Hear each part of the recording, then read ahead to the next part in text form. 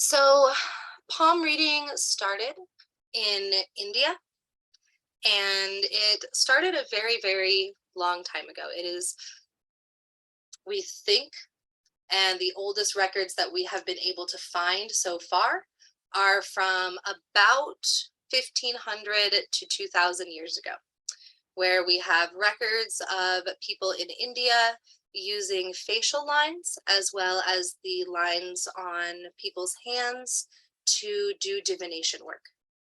Divination work is giving somebody guidance about their past, present, or future using a tool such as tarot cards, such as the stars and astrology, such as the lines on your hands, such as runes. Um, all of those are divination tools that you use to give someone guidance about their past, present, or future, about their past lives, about anything that has to do with them as a person, their personality, all of those things. And so today we are going to talk about the divination work that is involved in reading the lines on your hand. The very first thing that I like to start out with as a palm reader, let me keep the chat open. So the very first thing that I like to do as a palm reader is just take a moment to look at their entire hand. Not only their entire hand, but their wrist and the lines that exist on their wrist. And to look at the calluses on their hand, to look at the shape of their fingers, to look at the length and size of their palm. And the reason behind that is that palm reading in itself, the very basics of it, is elemental magic and working on what type of element is connected to their hand. And that's one of the things that we are going to talk about today. And whether or not they have an earth hand, an air hand, a water hand, or a fire hand. And already, just from knowing that, you can begin to understand their past, their present, their future, their personality, and things like that. And some of it is just as simple as, a lot of people think that this is cheating, but it's really not. It's part of how it's done. But looking at how somebody's life, probably, like the inferences that you can make when somebody has extremely calloused hands, can you infer that they play an instrument depending on the calluses and where they are on their fingertips? Can you decide like what kind of work that they enjoy doing as a hobby? Can you tell if like they work with their hands a lot? Can you tell what work they might possibly do for a career just by looking at what their hands look like and what their hands feel like? Obviously, we can't make, we don't want to make judgments. We don't want to jump to conclusions too quickly, but you can start to think about it. Maybe they're a musician. Maybe there's somebody who works with their hands. Maybe there's somebody who uses their hands and works with tools. Maybe they are somebody who spends their life dedicated to working with their hands. And so that is the very first thing that I look at and feel for. And if you want to, while we work on this, you can put your hand up to the camera and we can not only look at our own hands, but kind of look at each other's hands and see what element we think that our own hand and each other's hands might resemble. And so if we look at earth hands are generally identified by broad square palms and fingers, thick or coarse skin. The length of the palm from wrist to the bottom of the fingers is usually equal to the length of the fingers. So the length of your palm from here to here is usually going to be the same length as your finger. As you can tell, I am not an earth hand because the length of my my palm is much bigger than the length of my fingers. She's got a fire hand.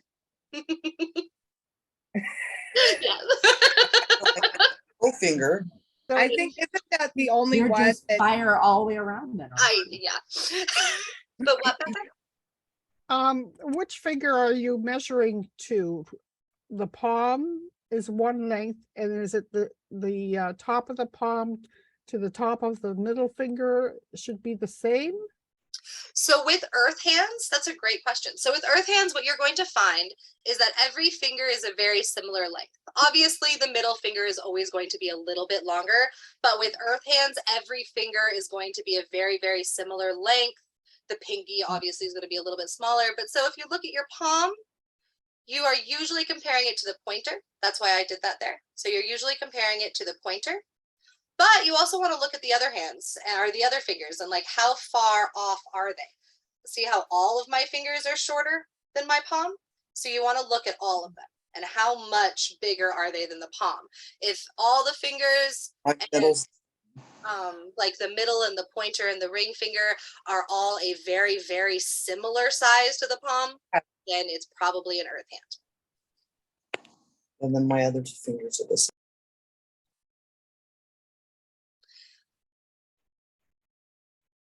Yeah, all my fingers are shorter than my palm. Yep. So you are probably not an earth hand. You also want to look for those very, very square palms. I almost have a very, very square palm. As you can see, it's like almost pretty square. And then you have some people that have like very round palms. This is also something probably that like you haven't spent a lot of time noticing. If you're not somebody who constantly looks at other people's hands, then you probably haven't even really noticed that some people's palms are really square and some people's palms are like really long and skinny. But look at your palm. How square is it? How thick is it? Usually earth hands are going to have a much thicker palm that like looks very square. They're going to have fingers that are all very similar lengths. They're going to be a little bit shorter. And the palm is going to be a little bit shorter too. It's going to be like short, square, but thick. And then the fingers are also going to be the same size as the palm. Mm-hmm. So is it possible that, you know, like, let's say you have, because I know you're a fire sign, so obviously you having a fire hand is nothing unusual for me to even imagine. Is it possible then, like, people who are water signs or people who are earth signs could have those characteristics of other hands? Yes, definitely. And it's definitely something that happens a lot. It definitely happens with me. I have a fire hand, and I'm also a fire sign, and I'm like a super fire sign, as you know. So yes, that definitely happens and is quite common, but not always. Some people will be super, super water sign and have a lot of water in their chart, but they end up with fire or earth hands.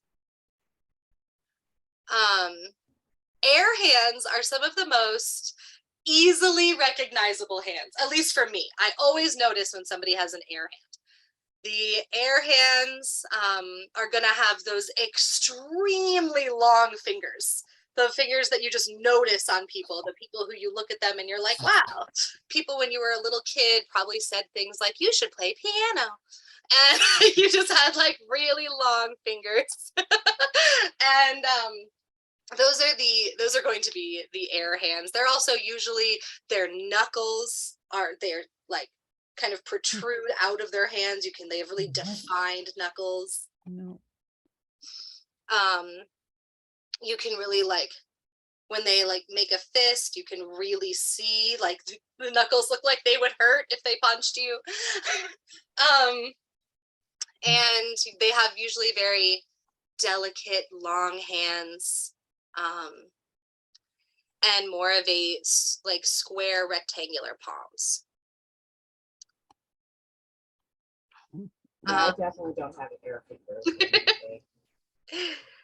So then the length of the palm from wrist to the bottom of the fingers is usually once again equal to the length of the fingers. So because they have such long fingers, then you are going to expect long palms. So when you look at earth and air hands, the difference, number one, like I said, how long the fingers are and how protruding the knuckles are, but also you are going to notice an air hand, like I said, is going to have more of a short, thick palm, whereas the air hand is going to have a much bigger square palm and much bigger, longer fingers. I do not have an air hand at all, so it's hard to show that off. But I don't know, does anybody in here think that they might have an air hand? Are you one of those people that has like really long, beautiful fingers? What if your middle finger is longer, slightly longer than all your other fingers? You look like to me like you're a good example of, oh, but your palm is really big. I was gonna say you have an earth hand, but you have a very long, beautiful palm. Thank I you. would say, yeah, I would say that you actually look like you have a water hand. Your palm is really big, at least from the Okay. camera that I can see. But from the camera, it looks like your palm is really big, and those like really big palms where your palm looks like it's probably much bigger than your fingers. If you were to go like this, it looks like your palm is much bigger than your fingers. Yeah, you look like you have a water hand. Yeah. It So- looks like his hand looks like mine too, because that's how mine is. Yeah. I was thinking probably a water hand too. Yeah, I thought earth when I first looked at it, but I don't know. Yeah. So, oh wow. I love seeing everybody's hands. It's so cool. What do you think of mine? So for you, it looks like I would say that you have an earth hand from what I'm looking at. It looks like you have an earth hand. Yeah, it looks, I think. Yeah, it looks like your palm and your fingers are very similar sizes. It looks like all of your fingers are very similar sizes. And it looks like your palm is also very square from what I can see on the camera. So it looks like you would have an earth hand. Quaker Oats. That's awesome. What do you think about mine? Let Can me you see? Here, pull your hand back a little bit. There we go. Let's see. You look like you have long fingers. Now. You do actually look like you have really long fingers. It's the nail. No, I would it say- literally say, I would say a fire on it. Or not a fire, but An air. yeah. I could see air actually. You have a long thumb. And it always bends back like this.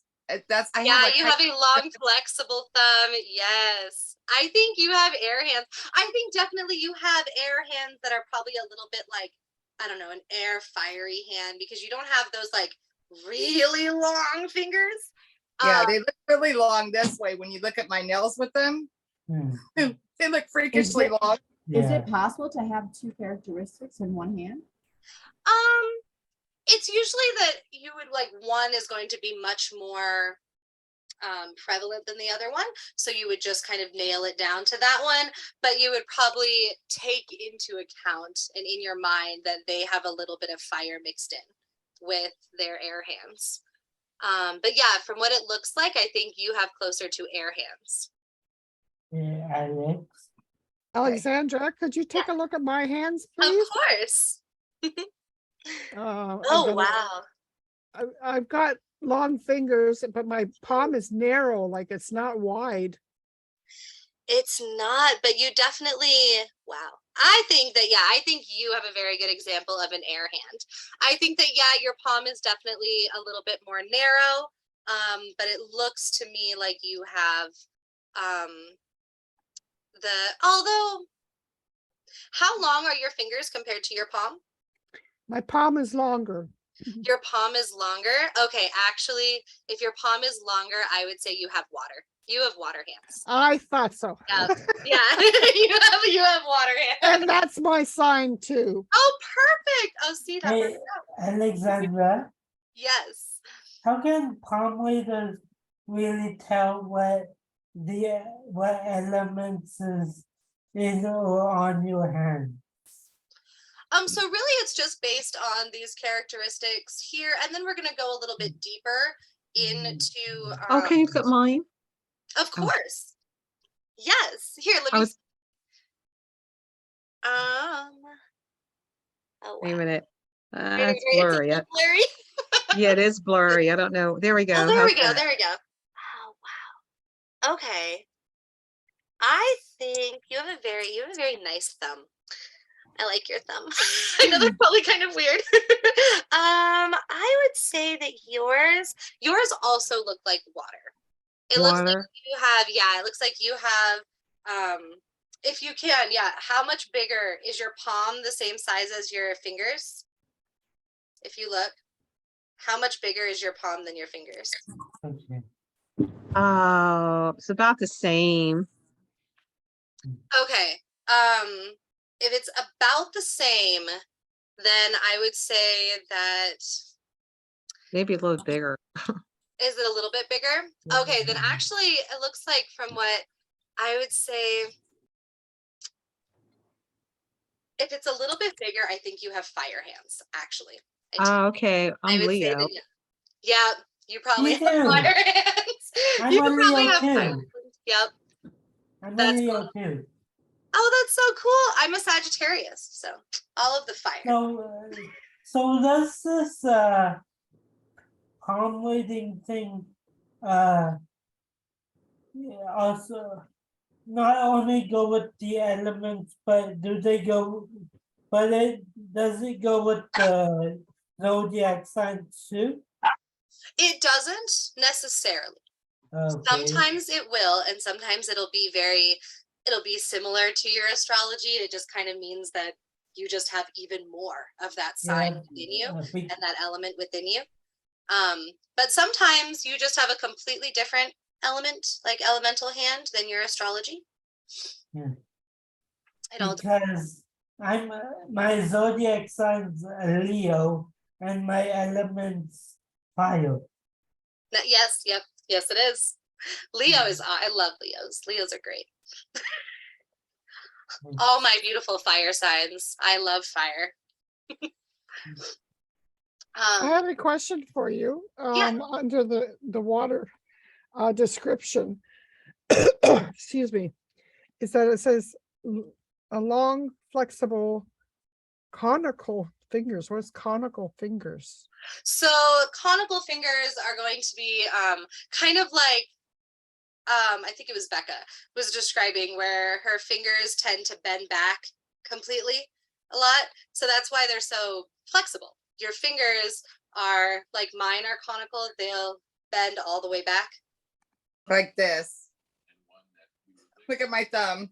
And so, yeah, my thumb doesn't do that. I've got a really square, tiny, short thumb.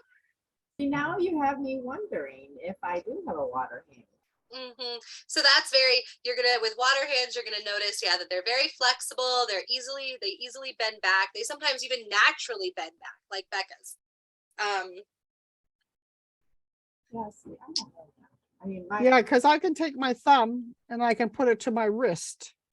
Yes, so that's gonna be conical fingers. Yep, exactly. yeah, I definitely can't put my thumb to my wrist or anything like that, but I have all the rest of the characteristics. Which, if you have all the rest of the characteristics and you're feeling that your hand is very water, it probably is. And of course, we are all just humans. And, it might just be that your hands were extremely flexible at one point, and then humans have joints that don't do so great after we play sports or do things with our hands. Yeah, get older, all of us. It's interesting though, because I mean, I did play sports, but all my sports that I played were all in the water sports. So it's like I cuffed, it's weird because I could cuff the water. Yep. And so that was the only way, like, almost like a frog. So I mean, that's, I don't know. I'm losing my mind tonight. Sorry. No, that's awesome. So yes, with water hands, you are going to be classified by a longer palm. And then, so, like with air, you are going to get that equal. So the palm is going to be equal to the size of the fingers. And that's why I was asking people, you know, what the size of their palm was, because with water, you are going to get that,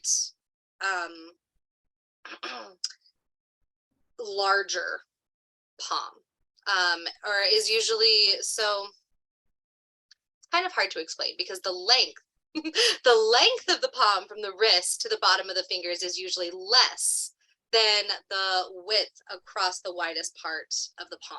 So with water, instead of kind of comparing everything to the fingers, instead you are going to take this and compare it to this. And What it should happens equal if or in the case that you don't have that, it's the opposite? So if it's the opposite, Like the length of the palm is longer than the width of my palm. oh, I have that too. you Yeah. do? Yeah. So that means that I might have been wrong then, that you might not be water, because that is a big telling sign of water. To me, that's why it's so hard. It's so hard through the camera because I'm trying really hard to like see your hand, but I can't tell size on a camera. It's very hard. Even me, it looks like my hand is so big next to my face. It's really not. I have a very small hand. So it's hard to tell on a camera. But if you look at your own hand and you look at this compared to this, From where to where again? so the length of your palm Yeah, compared to the longest part. So compared to the width of your palm, the longest part of the width of your palm. no. it should be bigger or should be the same size? It should be less than. So the My width of palm your is palm- longer than my width of my palm. So yeah, so that is going to not be a sign of water. So you want it to be less than. So this is going to be shorter than this. So up and down will be shorter than right to left. Mhm. Okay, so what if it's even? If it's exactly even, then you are probably Earth. If you But are it finding doesn't yourself, have like a square, it's all round. oh, but it's all completely round. Yeah, like an oval. If you're fine, see, that just sounds so Odd. No, that's that one. It sounds very air to me. And when I looked at your hand, it still looked very air. So because with air, you're going to find that things are very symmetrical, but with long fingers. I don't have it symmetrical though. But you said that, Yeah, so It's the this same. part is the same as this, yeah. but this is not the same as this. Oh, it's longer. It's Yeah. longer than your fingers. Ah, then I would think Earth. That sounds very Earth to me. Is it possible you could have a combination of something? Yeah, that's kind of what I was describing. So basically what you want to do is, and you can kind of tell with the way I'm talking about it, find the closest one.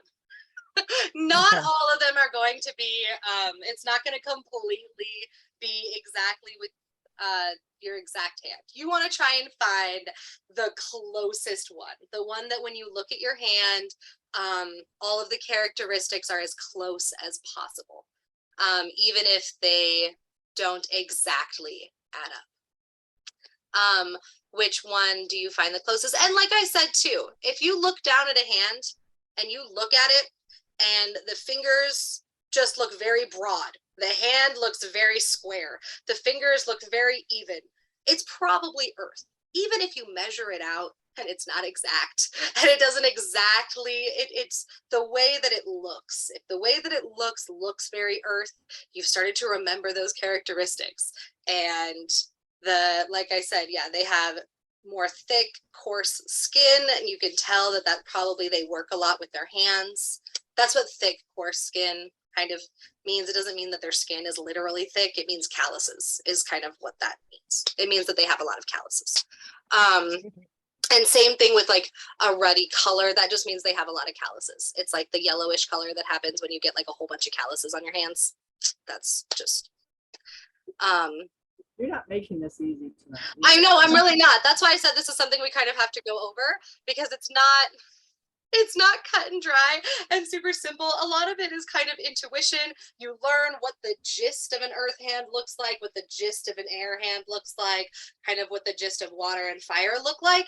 And then it's kind of up to your intuition to look at a hand and be like, ah, that's an earth hand. And when you do the measurements, it might not be exact, but you can just look at it. And like I said, some of those general characteristics, like their palm will be very broad, their fingers will all be the same size, and they'll have very broad fingers, and you can just look at it and everything looks very equal on their hands. You know it's earth, even if it doesn't quite add up.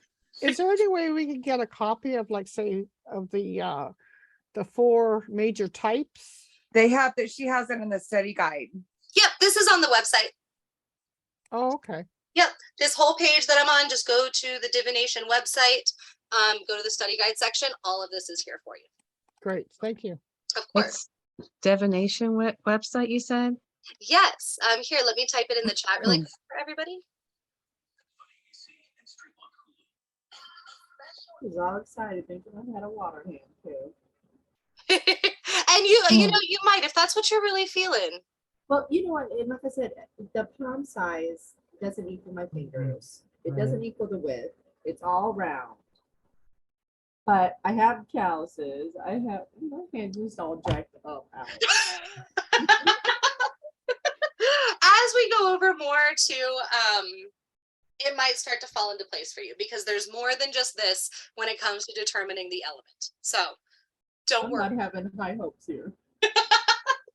I promise. Breaking my water heart. And then so fire, oh, and I put the DiviNation website into the chat just so everybody can have it. You can go to our website, go to the study guide section. You will find not only all of this, but then you can click this button right here, and that's a recording of the first class. So you can get the recording of the first class. And don't forget, new people, if you want to join the academy, let Alex know. It's I am wonderful. joining it for sure. We love it here. Most definitely. Thank you. I was going to ask you, Alex, if you don't mind me, which part of the Middle East? Because I was born in Kuwait. Really? Yes. Awesome. My father is from Lebanon and my mom is from Syria. Oh, lovely. Yeah. Yeah. Thank you. I've just met Syrian friends, a family, and we've almost gotten so that we're going to be adopting each other, because I don't have family of my own. Aww. We'll That's adopt you too. Don't worry. You'll have a family in Sweden. yes. Aww. Oh, that's good. Thank you.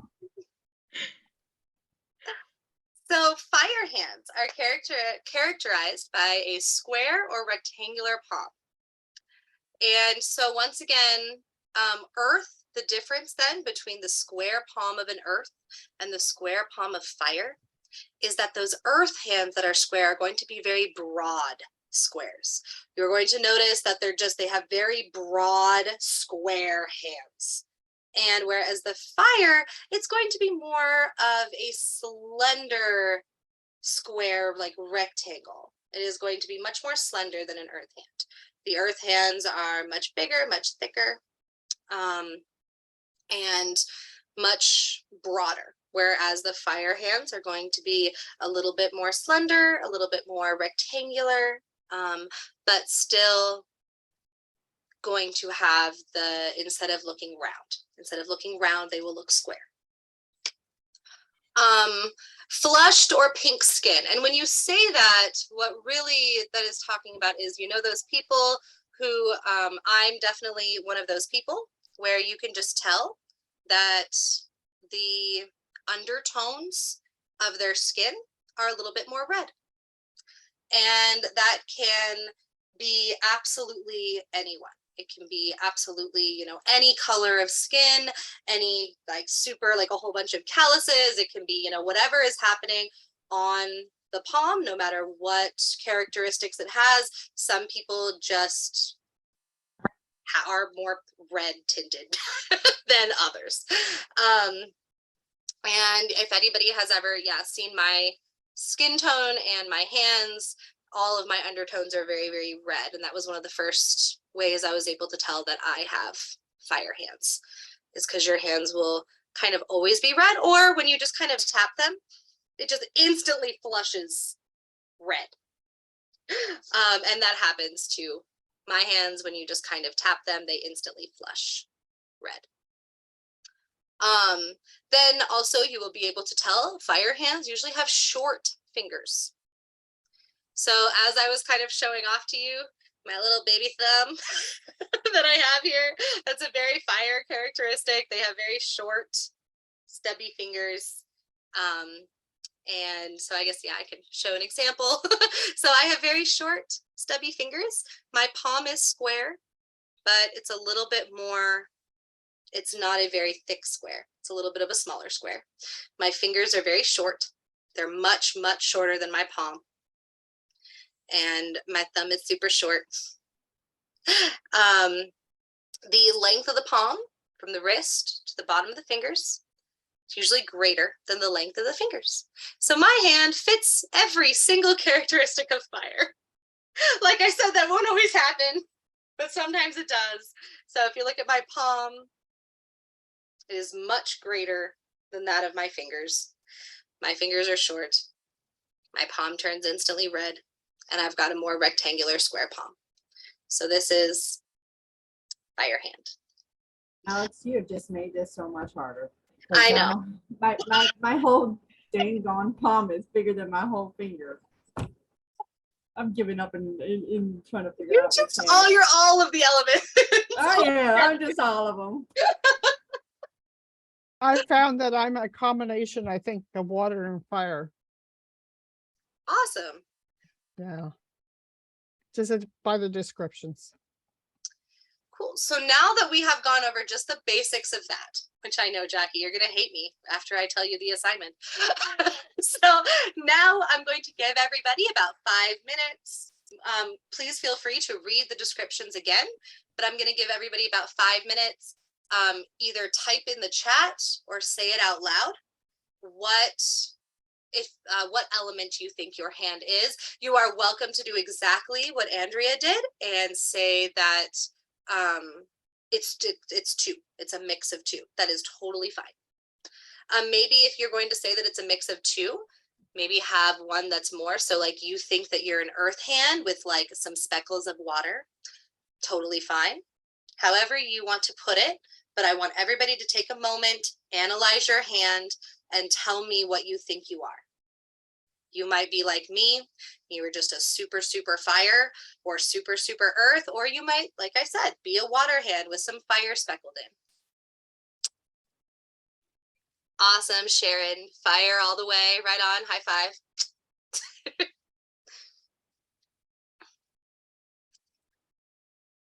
I was basing the water on the oval shaped palm, long flexible fingers. But the length of the palm from the wrist to the bottom of the fingers is greater than the length of the fingers. So that's why I figured this is two of them. Awesome. I love that. Sweet. I definitely know it ain't air in my hand. Yeah. I'll tell you that. I agree. But the weird part is I mean, for some reason, I mean, I don't know. I'm still leaning towards the water, but I mean, knowing that the palm is bigger than my fingers, then I'm going fire too. So I mean, I don't know, I'm a little jacked up right now. So you think that you're maybe air with a little bit of fire sprinkled in? I would say probably water and fire, but definitely not air. Oh, water and fire. Okay, cool. Awesome. Maybe even a little bit of earth thrown in just for the hell of it. Right on. Okay, cool. And then we have Emily, who is water. Awesome. We have Sophia, which seems like earth. Awesome. Tatieli, is that how, am I saying that correctly? Please correct me if I am wrong. But Tatieli, who says fire. Awesome. Perfect. Thank you. Cool.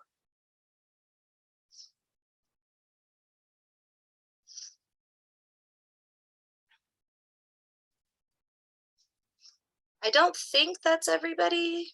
Yeah. I- No. I'm still going with fire, Alex, because when I'm looking at the description, the air doesn't really match me because my palm is longer than my fingers. Okay. It's the same size. And I do have, not right now because I haven't been doing anything, but my hands are usually do get some red undertones. I mean, I can see it, but it's not bad. But Yeah. yeah, so I don't know. I was looking at the descriptions and I'm like, no, I don't know. Yeah, same for me. I'm gonna don't stick know. with fire for right now. Yeah, it's the same for me. I don't know. Awesome. That's totally fine. But I like that. Thank you. And then Michelle seems air and water. Awesome. Oh, Sophia, you're a massage therapist? Oh, that is so cool. So you work with your hands all the time, which would be just so earth. That is beautiful. I love that. Yes, that's a great explanation too of earth, and somebody who really works with their hands is massage therapy. That is wonderful. Yes.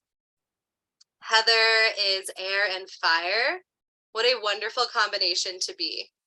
How awesome. So air and fire, do you have like really long fingers, but then everything else that is fire? Yep. Awesome. That is so cool. I bet you have beautiful hands. Wow, 20 years. I bet. That is a lot of working with your hands. I bet you have such strong fingers too. That is so cool. What I was thinking is that I'm going to print off these 4 major types, and then I'm going to take a check mark to everything that actually applies to me to actually be accurate as far as what sign I am. Awesome. Sounds good. Good methodology there. Yes.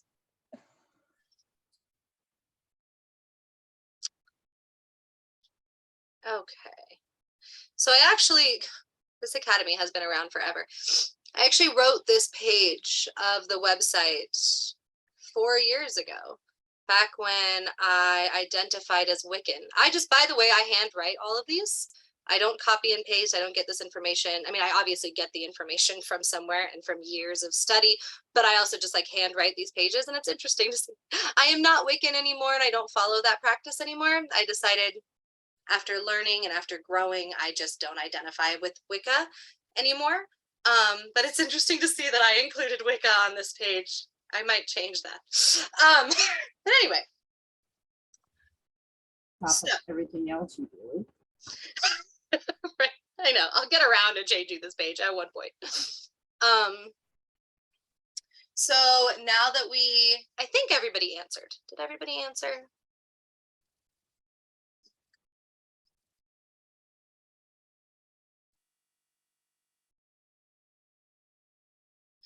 I actually, we are still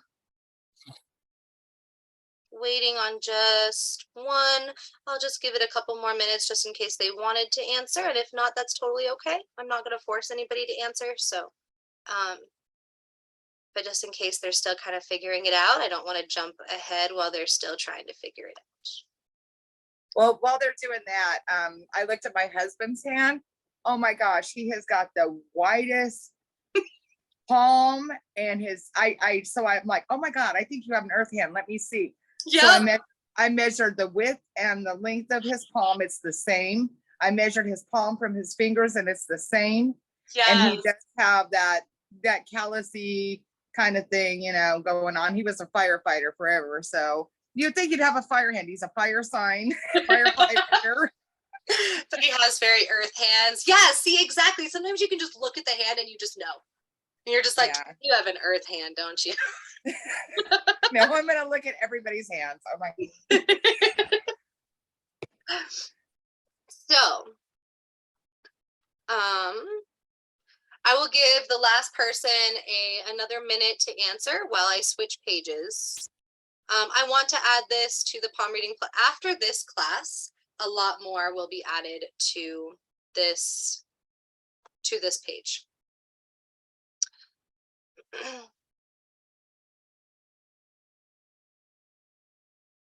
Wow, couldn't find study guides.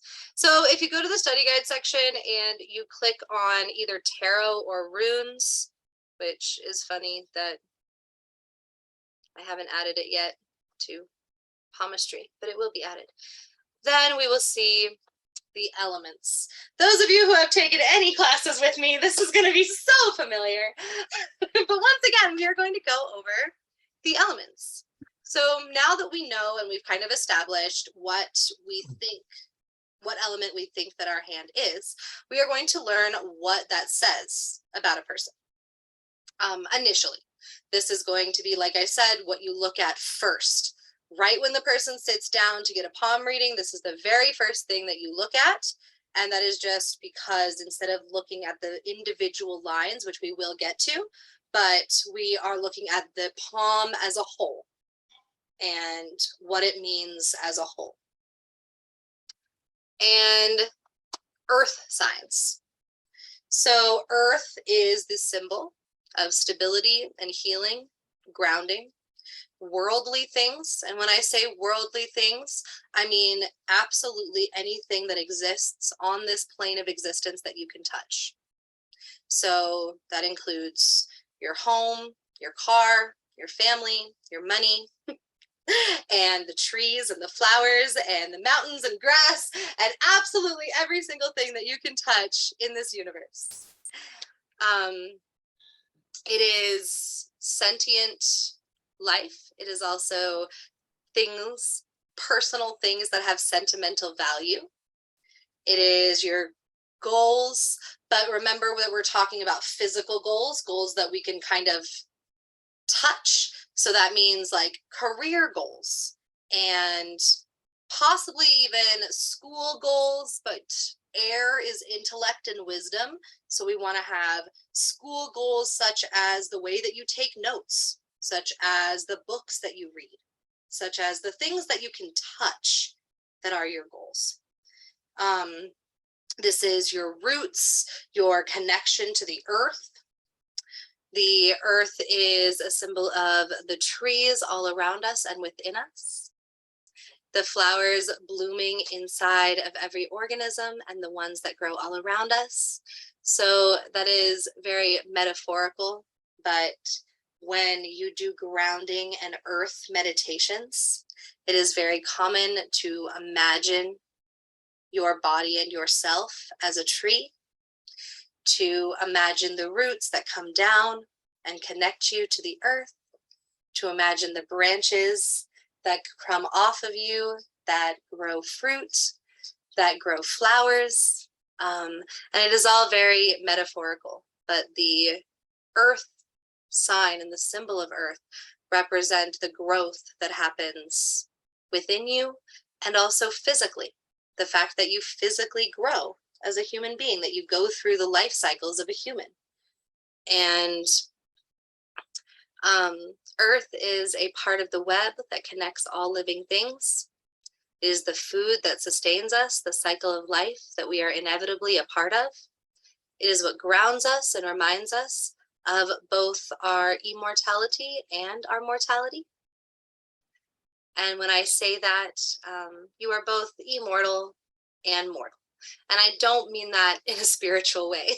You can take it in a spiritual way if you would like to, that the soul lives on. That is perfectly fine. But I also mean it in the fact that everything you do on this physical plane lives on. Your memory lives on in other people's stories. your everything that you do lives on, because other people for a very long time after you're dead will talk about you and will hold you in their mind and in their memory. And that's part of what makes you immortal, is because once somebody else tells the story about you to someone else, then that person holds you in their memories, and so on and so on and so on. And but also we are mortal, because we will die and go back to the earth. And if you don't believe that there is anything after death, which is totally fine, me too sometimes, then we go back to the earth, and you are also immortal, because then if your body decomposes, it is used to fertilize the ground, and flowers will grow, and you will become a part of the particles that exist in the world around you. And it is life and death and rebirth. From the earth we came, and to the earth we shall return. So we used the symbology of earth to describe a person's personality. So this person who has an earth hand usually ends up being somebody who is probably pretty grounded, who enjoys being grounded. So they might not in this moment be stable and grounded, but that's what they enjoy being. And you might think, doesn't everybody enjoy being stable and grounded? And you might be an earth sign. Because no, Yeah. not everybody enjoys being stable and grounded. That is so beautiful, between the Mm. mortal and the immortal that you were talking about. It was so Oh. beautiful. Thank you so much. So this person enjoys being stable. They enjoy being grounded. They probably also enjoy and connect with the world in a very physical way, meaning that the goals that they have probably revolve around very earthly things. You will notice that most of the time their goals are set in work, their goals are set in their family, their goals are set in their connections with people, their goals are set in material items that they own, in buying a house, in buying a car, in moving up at work. Their goals revolve around, or even in making a difference on the planet, to caring about the planet and what they can physically actually do to help with, whether that be climate change, or whether that just be wanting to plant trees, or always wanting to go hiking and camping and really enjoying just the physical aspect of literally connecting with the earth. They are going to be somebody who is always very down to earth. It's very hard for them probably to think about everything in a very metaphorical way, or in a way that solely has to do with understanding emotions. They probably don't make a lot of their decisions with their emotions, or only with thinking about everything in a very analytical way. Instead, they think about everything. They probably call themselves realists. They probably think about everything in a very realistic way, and they are very proud of that too. There's also other signs of earth too. They possibly might really enjoy food. They really enjoy, like we all really like food, but like earth signs really enjoy food. And they really enjoy the luxuries of life, as well, and the material things that come with that. They also probably have a very good understanding of the life cycles and the earth itself. So they usually probably aren't the type of people that are always up in their head, overthinking everything. Instead, they have a real grasp of reality. And that is somebody with an earth hand. I have a few messages in the chat. 1 sec. Oh, cool. So see, that is great. Yes, and you're an earth hand and you work with your hands. And yes, that is beautiful. You are so earth. I love it. I need more earth people in my life, because I am so not earth. when I said that some people don't enjoy being grounded and stable, I was talking about me. And Ah, I'm I sorry. You can't stop her. I love living in a state of chaos. If I lived stable, I have no idea what I would do. What do you do if you're stable? I don't know. I have to be panicking all the time. All the time. All the time. I think I am stable, but sometimes I think I have a lot of air in me. So yeah, but many people see me, they look at me and they go, "You're so grounded," and I'm like, question myself. I'm like, really? Okay. And so yeah, I come across very grounded now. See, that's what do you feel more comfortable and happy when you're grounded and when you're stable? Very much so, yeah. Yep. See, that's wonderful. I definitely feel happier, which is funny. So many people can't understand that. Everybody looks at life a different way, and I'm definitely bored when I'm stable. You thrive on the I do. intensity of everything. I thrive on chaos. I am happier when things are a little unstable, a little not grounded, and a little chaotic. I thrive and I'm happier that way. I get bored if things are too stable and grounded. But that's my fire in my astrology sign that makes, I'm like, I love the chaos in my life. I love to be all around the place. So this is where I'm like, interesting how you say that you're fire palm, but I am like a fire in my chart. So yes. Oh, that is so awesome. I love It's interesting that you say about chaos, because I thought of the word before you said it. Yes. So yeah, if we move on to air. So anybody who told me that they think that they have an air hand, this is going to be you. So air symbolizes freedom, the unknown, and something you cannot touch. It is intellectual thought and the breath of life. So air signs are always overthinking everything, every single thing. And they're the ones that have 7 million questions at all times.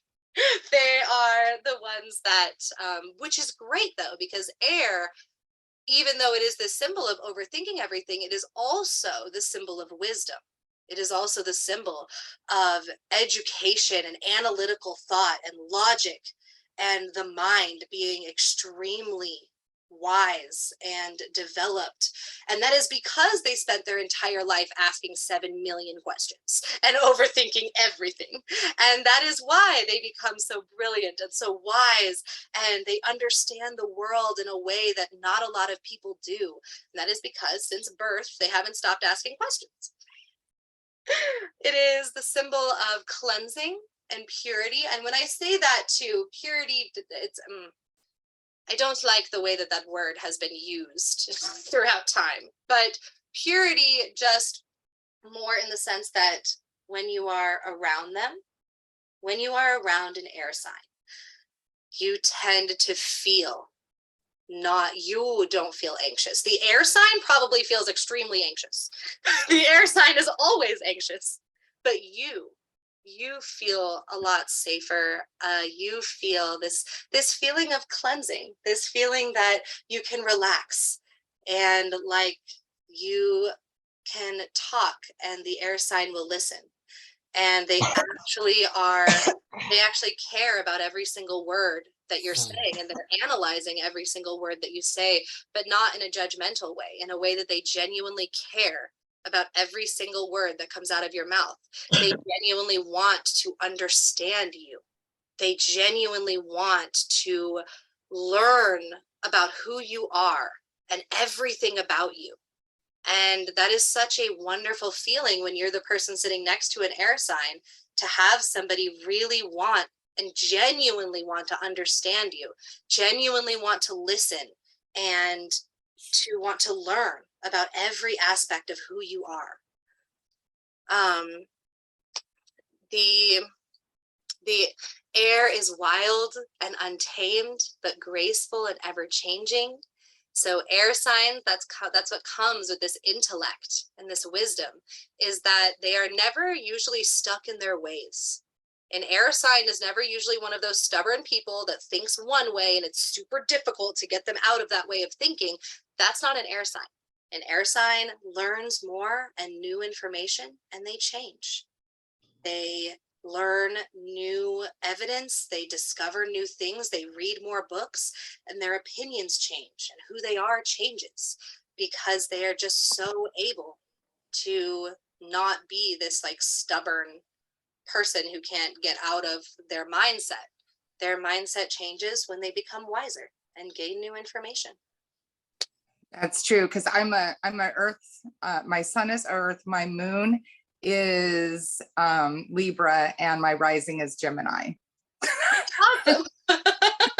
So I'm like always wanting to learn stuff, and the same thing. Like you're right, because I change my views based on information that I get. Like if I think about a certain thing a certain way, maybe 2 years later, I will change my mind because of new evidence and new information that I've learned, Yes, exactly. And so, yeah, if you identified when I asked you to analyze your hand and you identified with air, like I said, all of these things are going to be characteristics of your personality.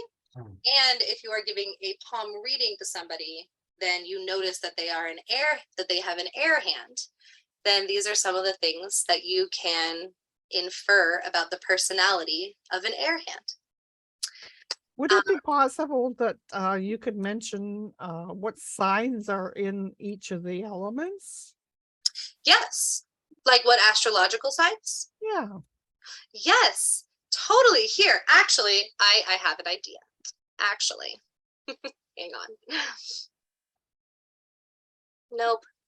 That was an article I was going to have us read. Hang on.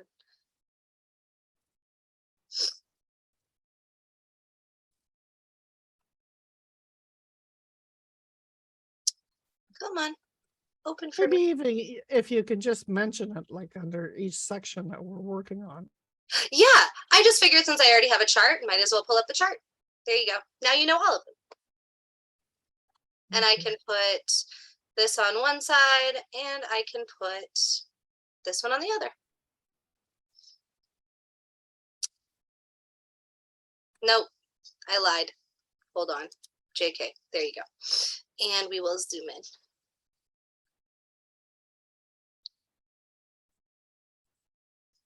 No. Okay. Well. So what would be the three signs that are in for the air? So air is going to be Gemini, Libra, and Aquarius. Gemini. Libra, Aquarius. And for the Earth? Earth is going to be Taurus, Virgo, and Capricorn. Okay. That's Fire. good. We'll continue. Cool. So air is the steam that erupts from the ground, the gusts that blow over the ocean, the light breeze that flows through a meadow. It is the train of thought that passes through our conscious mind. Air is the logic and mathematics of the universe. So that is something else too. If they are, if they are an air sign, and this is all about their hand. So yes, obviously astrology plays a huge part in all this. You can relate every single thing I'm saying here to astrology, but I do want to bring it back to the palm. And if they have an air hand, then usually air hands tend to be pretty good at logic, at symbolic logic, at mathematics. They are usually pretty good with technology, with things like physics and chemistry, and a lot of those really hard sciences and hard maths that incorporate a lot of wisdom and a lot of analytics and a lot of education. And that is usually associated with air hands. It's not always, and also it's a really hard one too, because even if they are an air hand, but they are an artist. It might just be that their art is very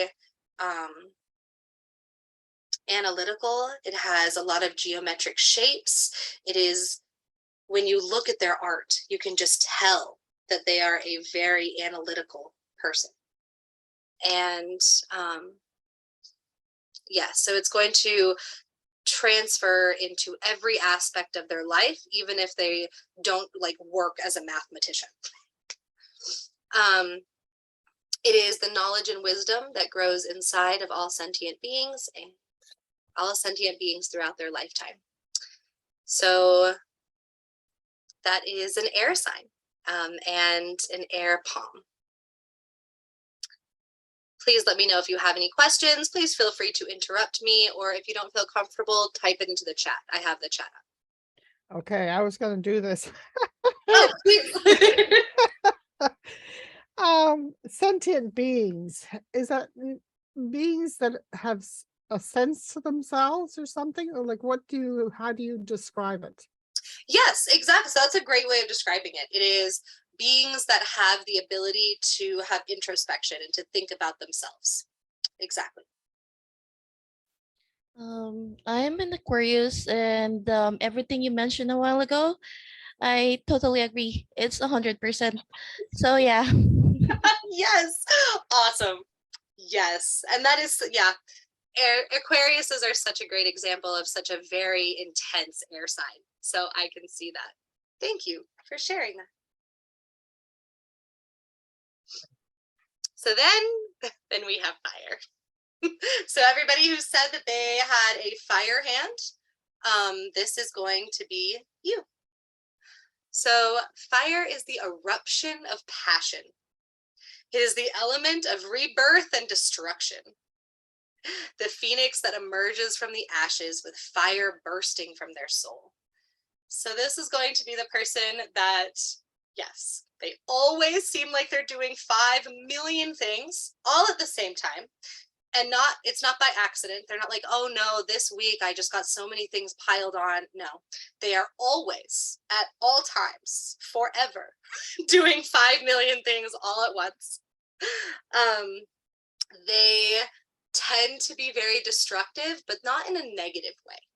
I mean, obviously destruction has its negative connotations, but it is that they just get so excited and so passionate, and that they get so overwhelmed that they just kind of end up burning the candle at both ends. They end up burning out really fast, which then leads to people getting a little bit frustrated with them. Or it means that because they were doing 5 million things, they didn't finish the group project for school that they were supposed to. So their entire group gets mad at them.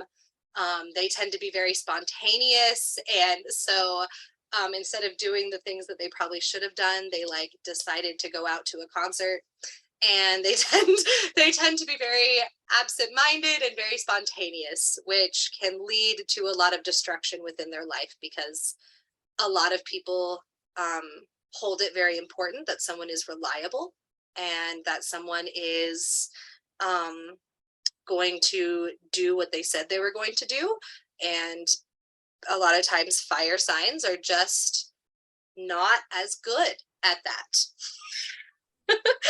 And so they tend to burn bridges sometimes without meaning to, but they do. I swear, Alex, every time you talk about fire, it just adds more and more fuel to it. It really does, because you can just feel it in you that every single time you're talking about it, it's like, I'm just talking about myself on this situation, and in this one, in this one, in this one. Yeah, I am such a good representation of fire that sometimes it does feel like all I'm doing is describing me. But yeah, it's true. It is such a representation of fire, and this is, yeah, that tends to be all fire signs. If you talk to Aries, Leo, and Sagittariuses, especially people who have tons of Aries, Sagittarius, or Leo inside of their chart, people who have fire hands that are just so noticeably fire hands, they tend to do all of these things too. Do they admit it? No. They do all of these things. But yes, so and then a fire sign is going to be extremely passionate about everything. You can hear it when fire signs talk. You can hear just like how excited and how passionate they are and how much fun they're having all the time, which also, it goes both ways. So if they are really passionate about something, then it's all they want to do and they're super excited about it. They could talk forever about it. They could study it forever. They could start 17 projects all at the same time that have to do with this thing that they're passionate about. But if they're not passionate about something, they don't do it, which gets them in trouble. So fire signs are rebellious. They're very impulsive. Fire is the rebellion and impulse, the spark inside of sentient beings. Fire is the warmth and love that consumes us. So fire signs tend to also be those people who are so overly loving. They are, and they are somebody who are, they shower you in all of the love and the passion and the excitement and the giggles and they are very passionate, loving people. And that translates to their friendships, it translates to their relationships, it translates to all of the things. They tend to just be very loving, compassionate people who kind of shower people in lots and lots of love and warmth. They are based in action. So when you think of keywords for each one of the signs, earth signs, the key word with earth signs tends to be earthly objects or the physical realm. And when you talk about the keywords for air, it tends to be thought, the mind. And when you say fire, the keywords for fire are usually action. And the reason that it is action is because of, well, all the things that I said, the destruction and the passion and the impulse and the chaos and all of those things, the spark and the warmth and just all of that. They are all very action-based people. They also, and I promise I am not just trying to describe myself. I promise this is a fire thing and I'm not just describing me. And any fire signs can speak up right now and validate that. But fire signs too, they tend to also have action a lot within their body. It's hard for them to sit still. They tend to talk with their hands, which I know Ash said that, but yeah, it is a fire thing. And so they tend to speak with their hands. They tend to fidget a lot and not be able to stop moving. So fire is the warmth and love that consumes us and the actions that create the building blocks of our personality. Fire is the sun and the raw energy produced by its rays. It is the divinations that we use to communicate with energy and the other realms.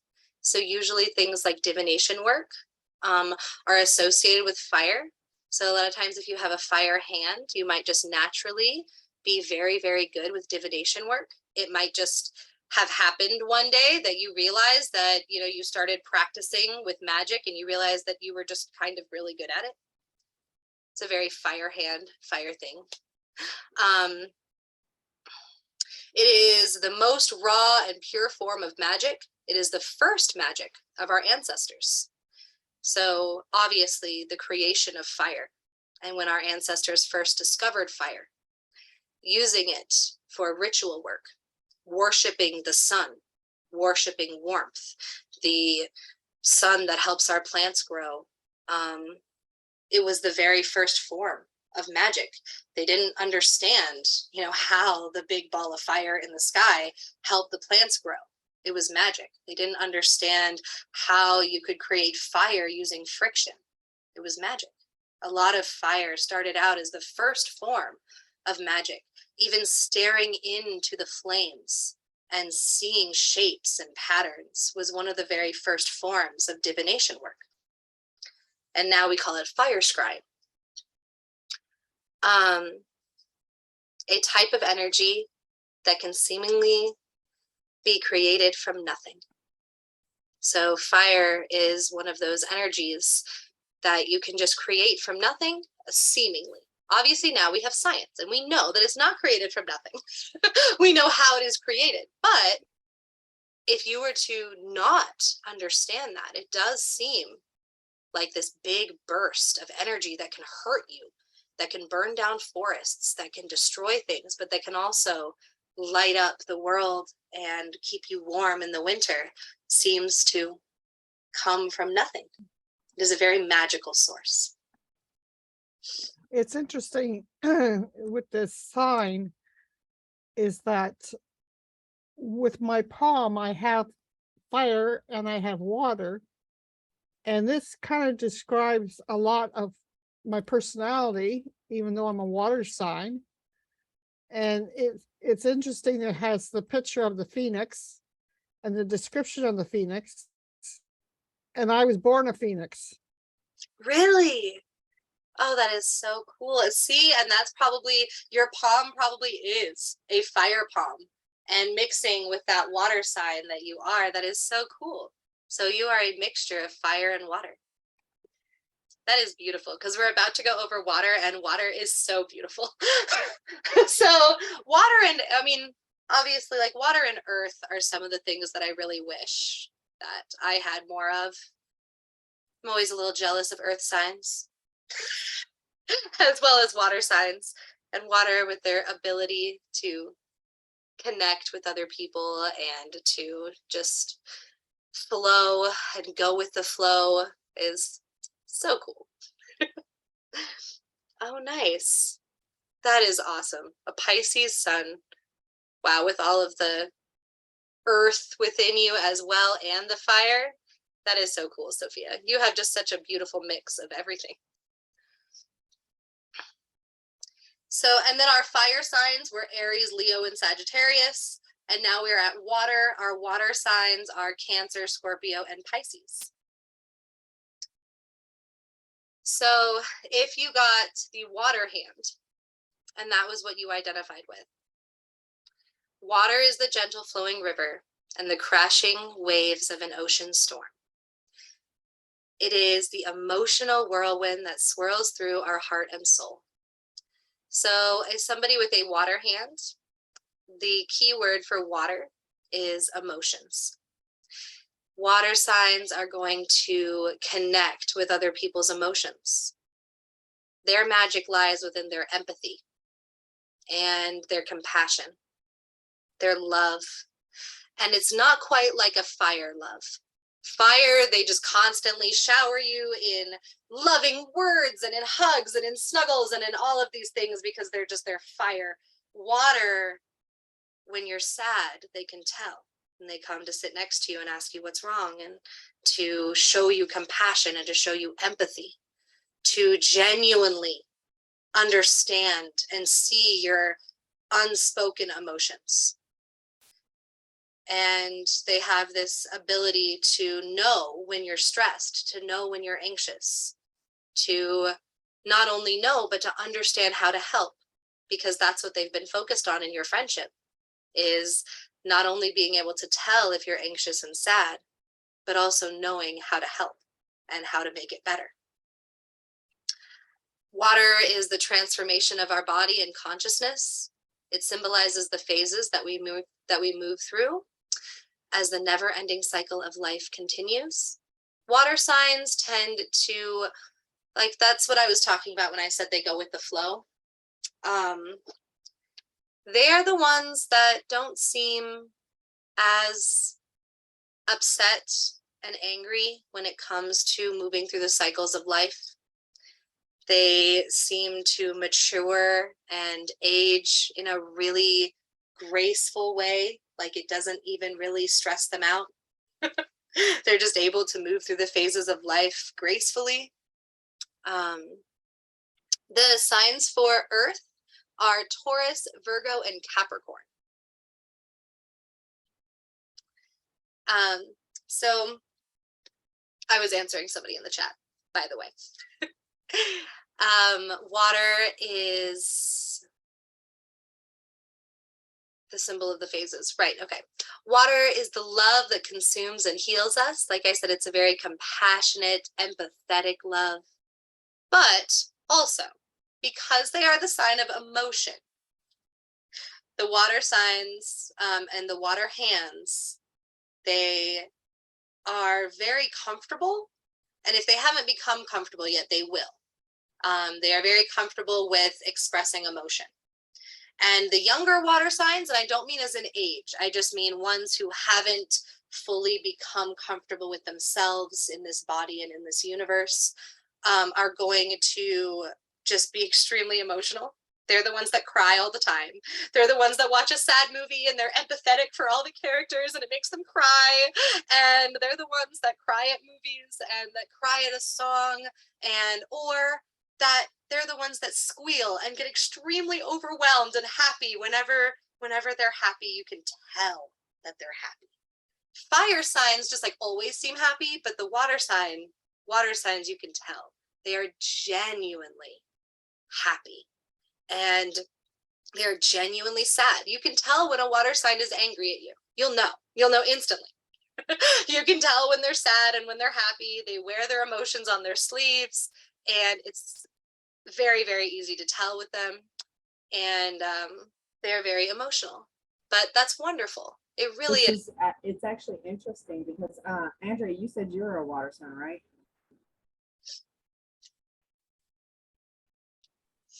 With my palm, I'm both fire and water. But my sign is Scorpio, which is water. See, I'm a Cancer, and so I can definitely agree to everything that you're saying because I'm an emotional wreck most of the time. But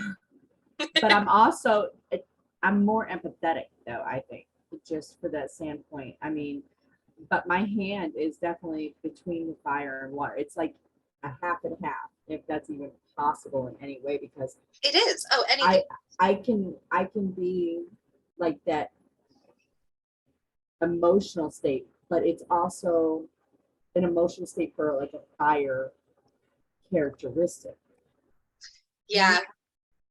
Where I can go from 0 to 100 within a couple seconds. Oh yeah, it doesn't take much. That would be water too. That is totally water. Yeah. Yeah. Oh yeah. Most definitely. I mean, I'm artistically driven.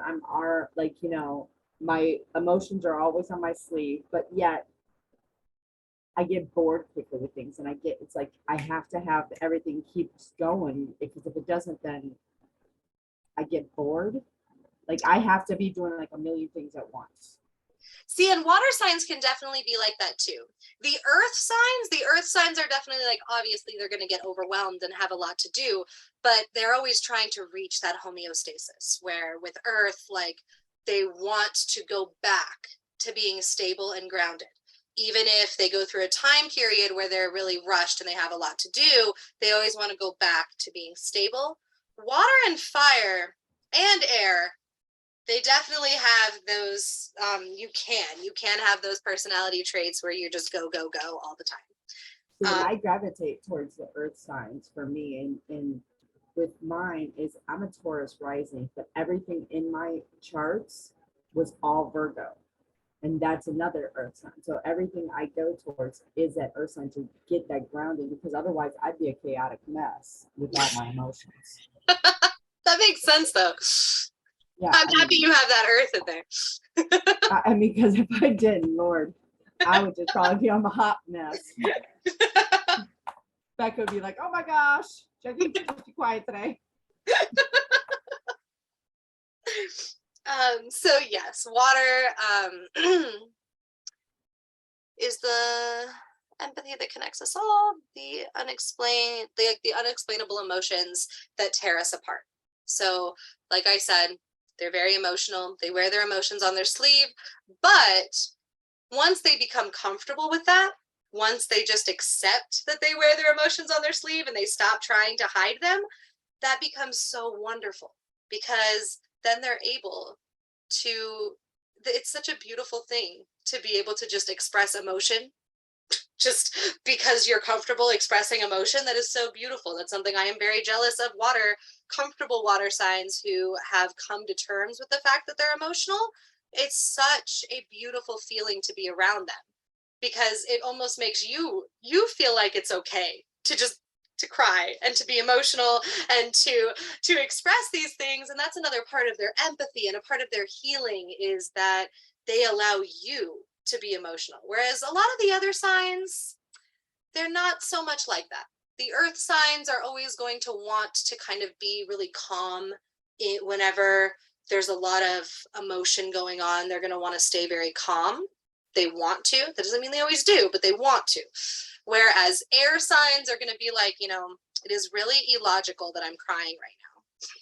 And where the fire sign is just going to always want to be excited and happy, and they get really like upset and angry if they're not always happy. Whereas the water signs help all of the other signs to just like chill and to be okay with being emotional. It's going to be all right. If you cry, it's okay. So it symbolizes the physical and emotional relationships we share with others. Like I said, they're very empathetic. They are all about creating really strong relationships with other people. Their friendships are usually very, very strong. They instantly seem to create really strong relationships. Air and fire, you are going to get, obviously they're very, very nice people and they're going to be very nice, but it's harder to get to know air and fire, because all you're going to see with air is that intellect and intelligence. And all you're going to see with fire is just that go, go, go. I'm really happy. I'm excited. You're amazing. Good job. That's awesome. And you're never going to really, like, it's really hard to get to know who they actually are. With water, it's real easy to get to know who they actually are, which is great. And it symbolizes the physical and emotional relationship we have with others, as well as the loneliness and trauma that makes us feel so alone. So, like I said, they're going to wear all emotions on their sleeve. So that's not only happiness and love and empathy, but also you can tell when they're lonely, when they've been through a lot, when they're grieving. It's really easy to tell. And water is as necessary for life as the emotions that make us human, and brings as much destruction as the depression and rage that overwhelm our psyche. So water causes a different kind of destruction. You know, like I said, you can always tell when they're upset. So if they're angry, they're going to be real angry. They're going to be really mad, and they're going to yell, and you can tell that they're mad because they're really mad. And so they're going to be scary. Water signs, when they're really angry, are a little scary. Everybody always thinks that it's fire. No, it's not fire. It's water. It is water. Yeah. It's when we're silent that you Yeah. have to watch out the most for. Oh, yeah. If they're silent, if they're screaming at you. water signs, like, they can definitely be scary. And water, of course, is what all people need to survive. And obviously you can say that for all of the others as well. You definitely obviously need the planet Earth to survive. You know, you need air, you need warmth. We can't just be frozen, and you need water. But water is just one of those elements that it's very obvious when you don't have it. I mean, I guess it would be really obvious if you didn't have air either. But as far as spirituality goes, water is always that element that people are talking about, where you need to cleanse all of your items. You need to feel that feeling of release that the emotion of water gives you. You need to understand the phases of the moon. You need to understand the phases of life that we go through. You need to understand your own emotions. You need to be able to meditate and sit with your emotions and understand yourself and who you are. And you need to have empathy. And that is what divination work is also all about. The reason you can read someone's palm, the reason that you can read someone's past and really connect with them, is through that power of being an empath. And water is really that symbol of being an empath, where fire is a symbol of the magic that comes from being an empath. Water is the actual empath itself. So when Scorpio are bad, which one is worse? Oh, is mad. Which one is worse? When Scorpio. So see, Scorpio are special. So when it comes to a water sign, and I'm going to explain this. So Gemini, I'm sorry, a little bit. So Cancer and Pisces. Cancer and Pisces is the silence that you want to look out for sure. When they're really silent, or when they're silent but angry, like you can just tell that they're just like really mad, but they're being really quiet. Yeah, that is when you really have to not worry, but when they're probably really mad at you and there's a problem and you should probably fix it because they're really mad because they're being quietly angry. Scorpio. Okay, what's with Scorpio? Let's hear it. So the Scorpio are the very different water sign. They will scream at you. They will scream at you, and a Scorpio will cut you off and never talk to you ever again forever. And they have no problem doing it. They really don't. Scorpio. Yeah. So with a Cancer and Pisces, usually they're going to come back and they're going to be like, are you sure you don't want to talk this through? Are you sure you don't want to connect and try again? And, I love you. And, you just crossed my boundary and let's try to work it out. The Scorpio is just going to delete your message box and never speak to you ever again happily. It's our stinger. Yeah. And so the Scorpio is a little bit different, in which case when you really have to be worried, when they're angry and they speak out, because by the time they're angry and they start to scream at you, they're probably never going to talk to you again. It's already too late. Yeah, it's already too late. They're probably not going to talk to you anymore. My And dad's you a want to talk Scorpio, about so Yeah. you want to talk about wearing emotions on their sleeve? Oh my God, that is definitely Scorpio. See, but Scorpios wear it so differently. It's like with a Cancer and a Pisces, and at least this is my experience, with Cancer and Pisces, it is very much that they wear their emotions on their sleeve and they're perfectly, they cry a lot and they express a lot of emotion. And with Scorpio, it's like they wear their emotions on their sleeve, but silently. They are silently crying, and you won't know until they're around people that they're comfortable with, and then they'll cry. But Scorpios wear their emotions on their sleeves silently. And I don't know how much sense that makes, but there's such a it's like they get hurt more easy, or they get offended really easy by things. I have my granddaughter is a Scorpio. My best friend's a Scorpio. My daughter's a Pisces. And I'm telling you, you're right. That silence, that look, she won't say anything to you. She'll just give you that look like I'm about to kill you. And then she'll walk back in her room. Yeah. And then they will mentally murder you. See, my dad's a Scorpio. And so it's like growing up as a kid, it was like, okay, he's silent. I must have done something. Because that's the first thing I think. Okay, he's quiet, so he's upset about something, and now I have to wait for him to blow up. Because usually that's what would end up happening. He would blow up at the very last minute, or he would get to the point where he would just be so emotionally driven because of it.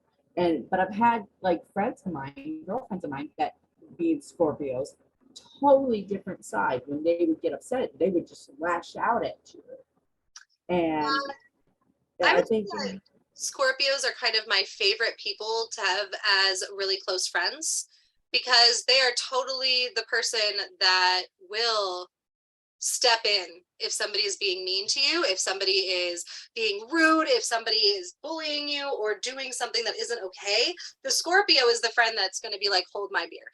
And the Scorpio is such a loyal, good friend, and they always are. They're very, very good at calling people's bullshit and calling people out and being there for you in that way. Because fire signs, we seem scary, but we're not. We're going to run away. we're going to be scared.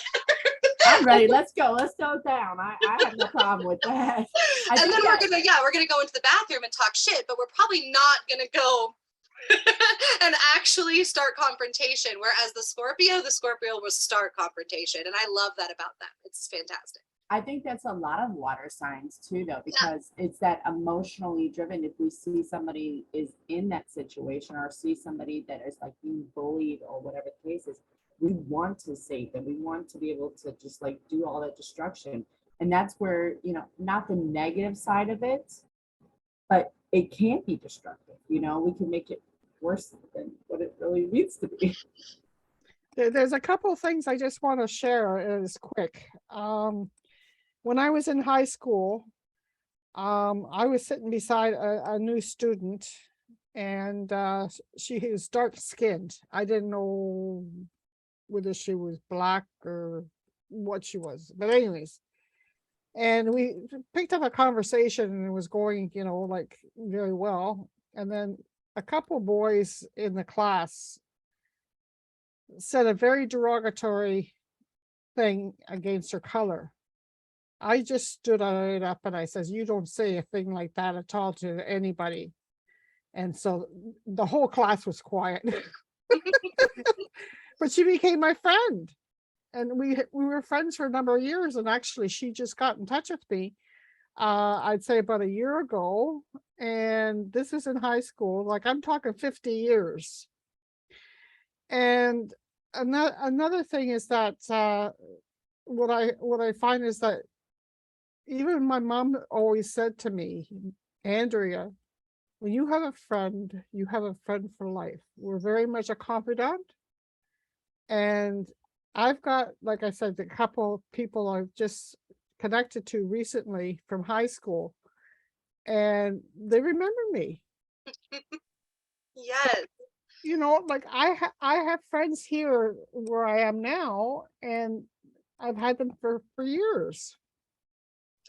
And that is that's a very Scorpio thing. And I think too with Scorpios, they tend to, and this is kind of different from other water signs too. Most water signs, when you're talking about Gemini, or why do I always do that? When we're talking about Cancer and Pisces, they're very empathetic towards everyone. Whereas with Scorpio, they tend to be very empathetic with the people that they love and the people that they're close to and the people that they're friends with or that they feel a connection to. And I really also I think that Scorpios, it makes it easier for the Scorpio because they're not so overwhelmed by everybody's emotions. They can kind of pick and choose who they want to be empathetic towards. And that is a beautiful quality. And but it also kind of sucks when the Scorpio has decided that you are not one of the people that they want to be empathetic towards. But yeah, that is a very special quality of the Scorpio. And I do really like that about them. So now that we understand what every single hand is, the different types of hands, and what that means about a person's personality. So I want you to take, so we're going to do kind of an activity. I'm going to actually take this away. You can see my Neopets background. Shh, you saw nothing. None of you guys probably even knew that was Neopets. Anybody who did, you're awesome.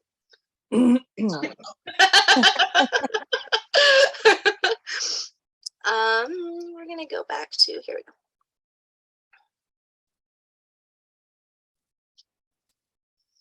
So looking at your hand again to determine after this class, you know, which it's probably just the exact same one that you thought before, but maybe your idea has changed about what hand you think you have, depending on everything that we discussed about each element, as well as the shape and characteristics of your hand. And I want you to take, so we're going to partner up. So I'm going to put everybody with a partner because we don't have a lot of time. So I'm going to put everybody with a partner.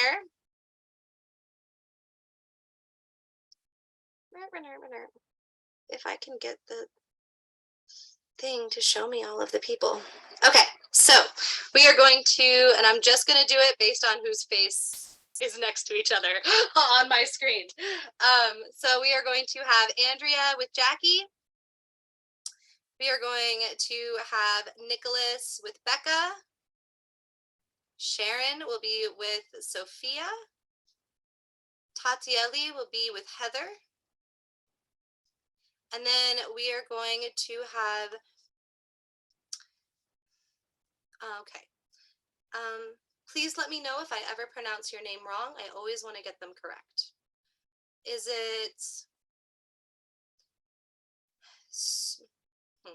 Sus?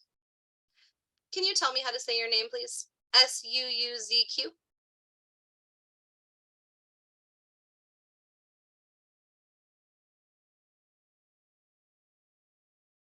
Oh, Suzanne.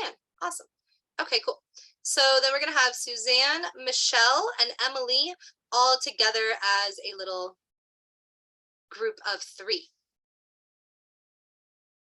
So if you can, and if you are willing to, and if it's okay with you, if you could work with your group member, remember that the chat gives us the opportunity to, if you just next to the to button, there's a little drop down box. You can message just each other.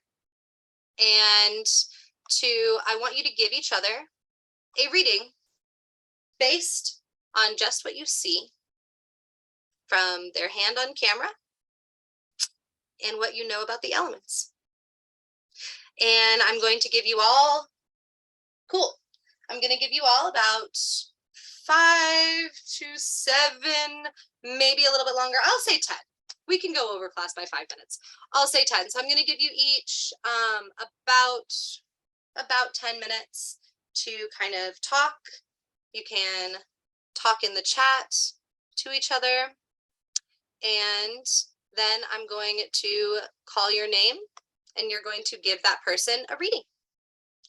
I might give you like 5 minutes to talk and then we'll spend the rest of the time giving readings. So go ahead and talk to each other using that little chat option. Please let me know if you don't know what I'm talking about. I will show you. I don't know what you're talking about. I'm Cool. trying. That's okay. So if you just open the chat box. And you Okay. see where it says type message here. Okay. Right above that, it says to everyone. Oh, okay. Click on that everyone box and click on your partner. And Okay. you can send them a direct message and they can send you a direct message. You can kind of have a quick couple-minute conversation. They can tell you what element they think that their hand is. They can hold up their hand to the camera. You guys can talk about what you think their hand is, and then you're going to read each other. So, okay. yeah, go ahead, meet with your partner, and take a few minutes and go ahead. I know it's kind of hard to just use chat. I wish I could figure out a way to kind of break everybody out into breakout rooms, but I don't think Zoom has that. So anyway, go ahead. And even if you don't get the chance to like talk a lot, obviously you'll get a chance to talk to each other when it's your turn to read each other. So, but yeah, give you a couple minutes.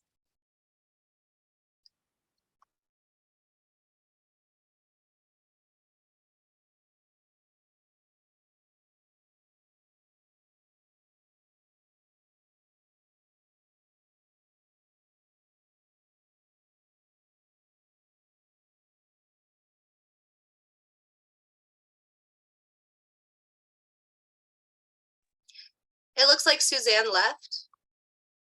So you guys can obviously just now be a twosome instead of a threesome. Who's the other one I'm supposed to be partnered with? And I don't have a camera. How's that?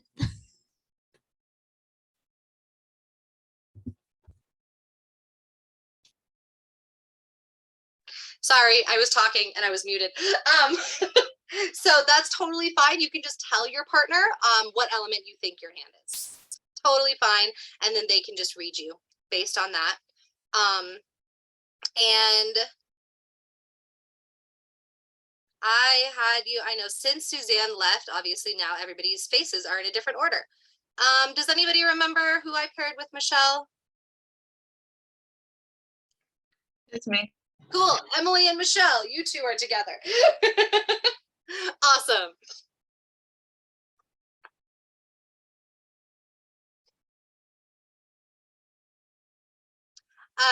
Tatieli, you were paired with, who did I pair with Tatieli? Heather. I paired Heather with Tatieli. Yep. So It's the two people who didn't know. yep. Awesome.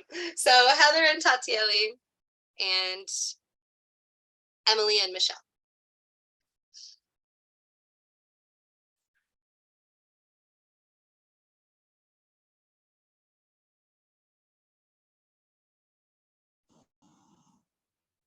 Nicholas, I sent you a direct message. I don't know if you see it or not. Yeah, the I chat? see it. Okay.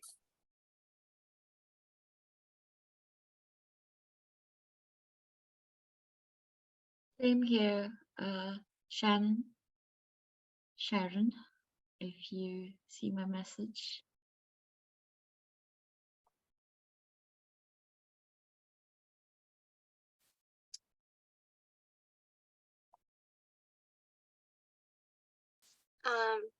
Sharon, did you get Sophia's message?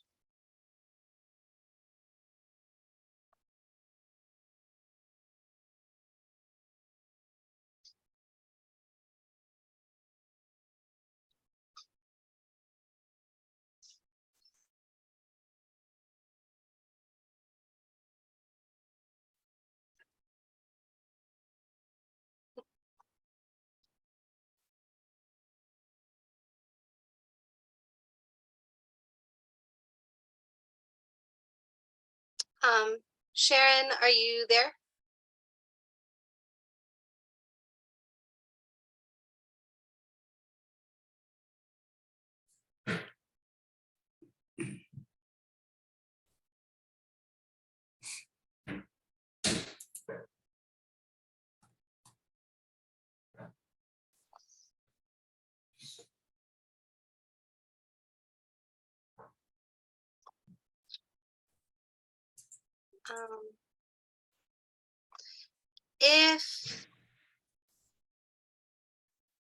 If Sharon is just away from the computer right now, and Sharon is away, okay. If Sharon is away from the computer and away when we do this activity, then Sophia, you can read me, if that's okay with you.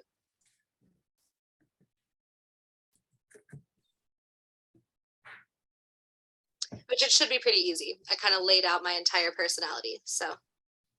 It won't be too hard, I promise. I already told you all about me.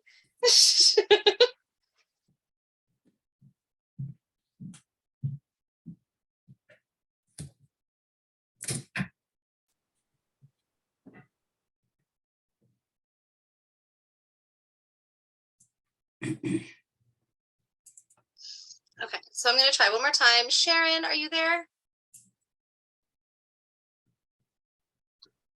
Okay, that's cool. You can read me.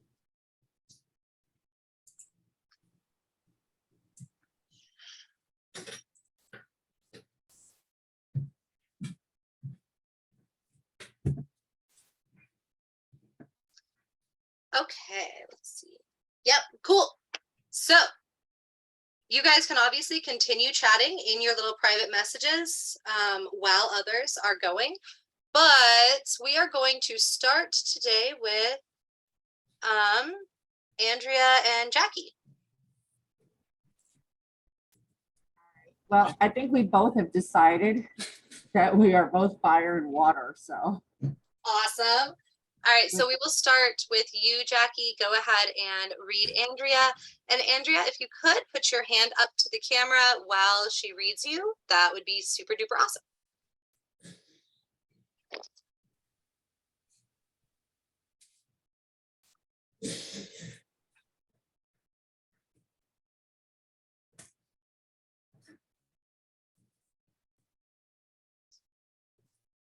I can't see her, so. Let me just put the view down to minimize it. I can see now. Here, we can do this too. This might make it easier. There you go. Yeah, that's better. Okay.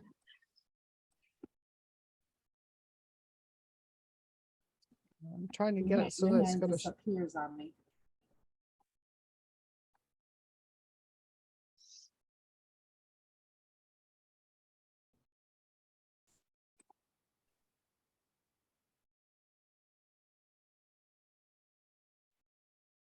Can you pull back a little bit, Angela? Yeah. She has the shape of the palm and stuff. Is that, you know, I believe the water, but the actual length of it, you can tell is that fire part of it. So for me, I mean, I see it. So she has the same kind of shape as I do. You have a larger, like, bottom part, like here on your thumb too, right? yeah, I would think so. See, that's where I guess that's where the confusion was coming into place for me, because that's where I was having that width and that height was the kind of same, but when you measure fingers, it Yeah, was like but completely off for me too. the length in my hand is longer than my width. Right.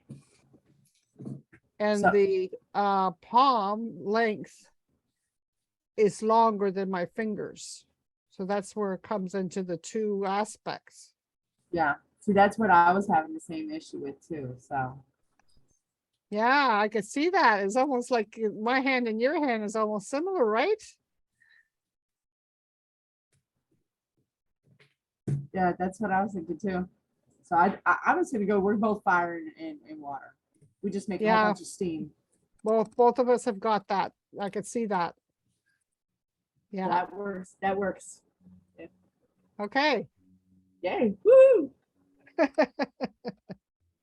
So Jackie, can you tell me what that means about Andrea? And obviously you can just be like a few, and it can be short, but anyway, go ahead. She's a spitfire, just like me. Yeah, I can be. I know that I like to do 100 million things all at once, like you mentioned. I think we're emotionally driven people, and that's what makes us so interesting. Awesome. I love it. And then Andrea, what do you think that Jackie's hand says about her? Well, her hand is very similar to mine. It's like looking at the same one. And it being water and also fire. And that's fascinating because I've always thought that you would have to be under one element. So, I mean, here it is that we have two people with the same two elements. Yes. Awesome. Yeah. Is it harder to read, Andrea or Alex, when you have somebody who has that dual type of hand? I took the first class. I watched the first class with you, and I know we haven't got into that part in this class yet, but I mean, as I was looking at like lines and stuff like that, when it comes up to the lines, I know obviously mean something totally different stuff. But is it harder to read a person when they have that kind of dual hand? It's not so much harder as it is just giving them conflicting information. So if you are a fire and a water, then I'm probably going to give you slightly conflicting information, but that also probably means that you're a slightly conflicted person. And so it becomes both, like there are struggles and also not. And then plus, once you get into the lines, obviously it's going to explain a lot more. Mm-hmm. So. Mm-hmm. But personally speaking, I don't think it's sort of like something that is a conflicting. I think it's a compliment. Yes, I think so too. I definitely agree. And actually, Sophia asked such a wonderful question that I did not even, okay, I should have mentioned this so long ago. So the hand that you read is the hand that they write with. I am so sorry. I should have mentioned that such a long time ago in the beginning of the class. You read the hand that they write with. By I'm the way, predominantly right-handed, so okay, perfect. that works out. So thank you for asking that, Sophia. I cannot believe I forgot to say that. Thank you.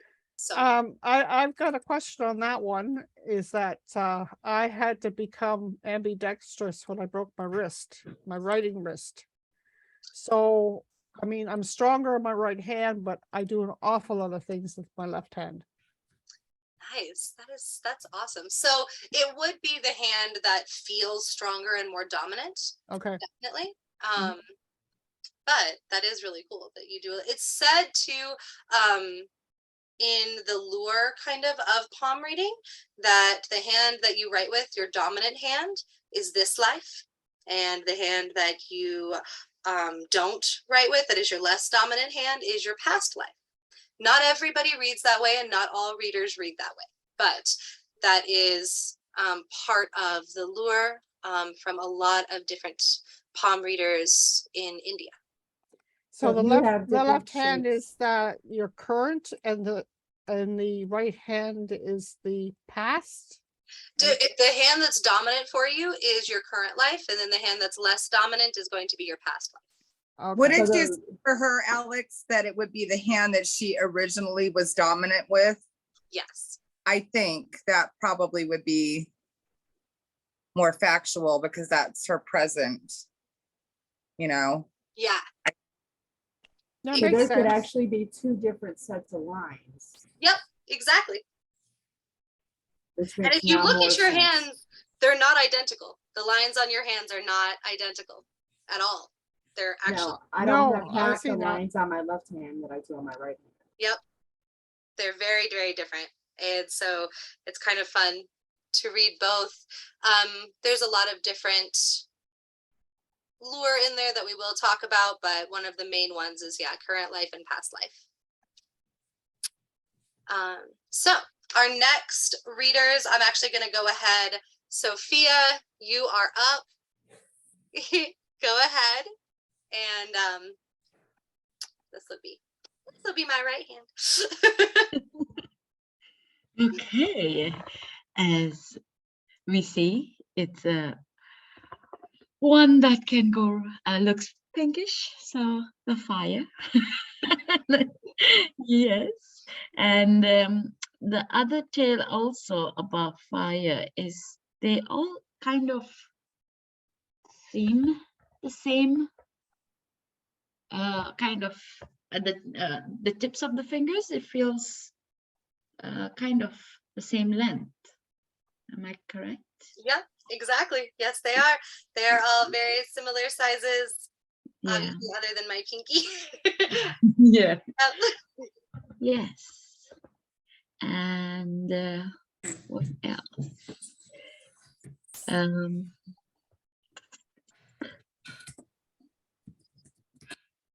I think it's not very square. It's quite rectangular in a sense. Yeah.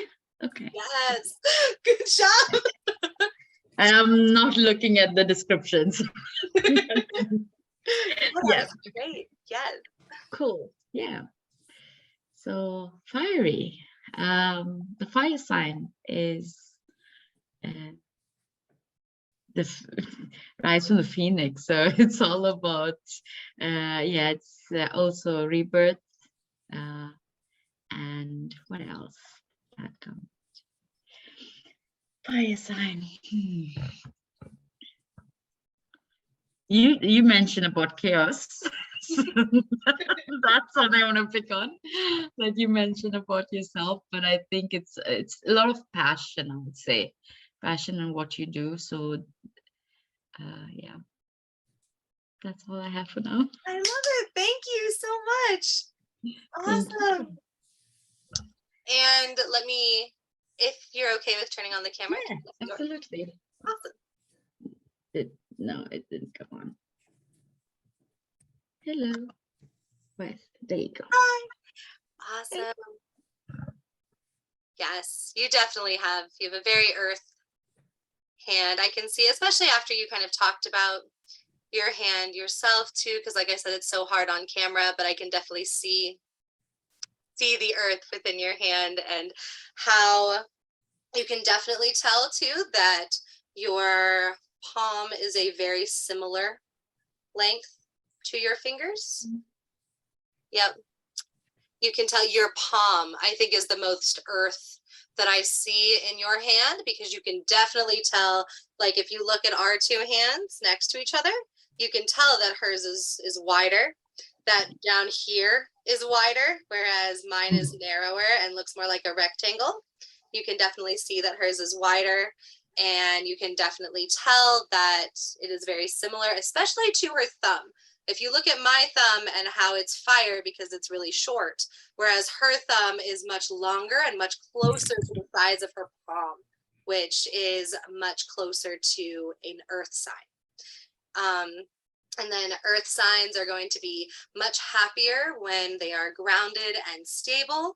Earth signs are going to help the people around them stay calm and stay stable, which is wonderful to have. And also, I think, too, the fact that which when you're giving a reading, you probably wouldn't have this type of information, but I'm just going to use it as a form of learning. But she said that she was a massage therapist, which not only do you get that earth with working with your hands, but also that idea of keeping somebody calm and keeping somebody stable and making somebody feel more grounded and making somebody feel like their muscles are being, helping somebody to feel that healing. And it's also much different than a water healing too. Water healing, you would think more as counselor, you would think more as therapist and social worker, and whereas the earth healing is going to be somebody who heals with their hands. And so you can really see that earth healing within her. And also somebody too who is going to help other people stay on this planet, whereas some people might have extremely out there views and opinions on things. The earth sign is usually going to help other people stay on this earth and not have these like huge illogical theories about things, but instead think about things in a more realistic earthly way, keeping people more grounded and more on this planet. And which I think is so awesome. We need earth signs so badly. So thank you so much. And my middle name is Happiness, Felicidades. So Oh, that's awesome. thank you. Of course, thank you for letting me read your hand. Thank you so much. Yes. Next, let's do Becca and Nicholas left, so oh. do you want to do mine? Sure. I can do yours. I wanted you to get to read someone. Yeah. Actually, since Andrea and Jackie didn't go too far into what their element actually means, Okay. let's have you read Jackie. Okay. And then I will read you. Okay. All right, Jackie. So you were water and fire, right? Correct. Yeah. So within your elements, you are empathic. You have a lot of empathy. You can basically help people with their emotions. You can see when other people are feeling down, and you can help lift them up. But at the same time, you tend to, sometimes you take on a lot, and you feel it, and you don't cleanse yourself of that energy. The fire side, you are passionate about what you do. You have, you're kind of always doing things all at once, too many things at once, and kind of getting scatterbrained a little bit. But sometimes impulsive, but you definitely have passion in the things that you do want to do, and the people that you love, and your emotion, and your friends and stuff like that. Becca, I love you. I swear I do. Okay.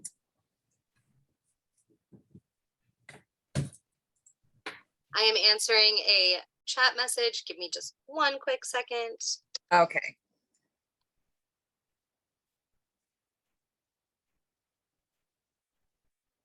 You're spot on, Becca. I swear you are. Yeah, I'm really trying to do that the tarot. So I'm really trying to understand what all these things mean. And it's really important to me to get all this down, you know, and you have to do that with tarot. You have to know, you know, how these cards are reading these people. So Yeah, I totally agree with you on that one. I think the elements, as we've discussed before, the elements are so important, especially when you're reading like the tarot and like doing the palmistry and stuff. As I'm just starting to get into the palmistry, obviously it's more intense for me just because it's like, okay, how do you distinguish between the two types of hands? You know, that's where I think I'm starting to have a little bit of issue with it. Because it's like, how can I have this and how can I have that? But yet the same factor, just knowing me, right. it just seems fair. Well, one is kind of like your birthright, and the other one is, I think, your actions and what you've done with your life. Does that make sense? Oh yeah, totally. I mean, that's what it just screws it up even more. Just because. I mean. All right. So here's my hand again. Awesome. I'll try to bring my thumb up. It just naturally wants to go. I can't do it. See, yes, which is why I thought, what did we decide? Because I thought you were air, but what did you? See, I see the air too for her. Now, see, it's really weird because, like, okay, so the length of my palm is more than the width of my palm. The length of my palm is more than the length of my fingers. And I don't know if you can see it, but I mean, I do get redness. So, So are we thinking like air fire? Maybe. Okay. Yeah. But you're because your fingers are so long that I would say it couldn't be just fire, because something very distinct about fire hands is they've got the short stubby fingers. And it's so funny because what you were saying before, my grandma would always say, and my mom used to say, and she said it for my kids and she said it for my grandkids, oh my gosh, look at those long fingers, you're going to be a piano player. Yes, and that is so, yeah. So I think that you have a little bit of air fire, which is awesome. So you are both, okay, which is such a beautiful and wonderful duo there, because you have that intellect and wisdom paired with fire, which is really something that fire needs to thrive. And I think that a lot of fire signs, you end up seeing that they end up going into fields or even just like solo study where they realize that they really need to gain that wisdom and education, because without it, we're just like impulsive things that jump off cliffs, and like that's not good. So you have to become intelligent and wise, or else you just stay a little kid. And that's not like, it's always good to never grow up, like at least I think so, but you end up staying immature forever, right, without that wisdom and without that education and without that seeking of knowledge. And so to have fire and air together is such a beautiful combination, because not only are you passionate, not only are you impulsive and really excited, and you really enjoy showering people in love, and you really enjoy giving. That's another thing about fire people. We are gift givers. And we love it to give each other gifts, but not necessarily always material gifts, but just always like, here, let me do that for you. That is definitely a fire person. Hey, Becca, what's your Earth sign, right? I am a Virgo. Yeah. So you have a people pleaser. Yep. So you have a little mix of everything there. That's so great. So of course, I can totally help you. I know you sent that directly to me and I'm answering to everybody, but yes, I can definitely help you. When we get there, yes.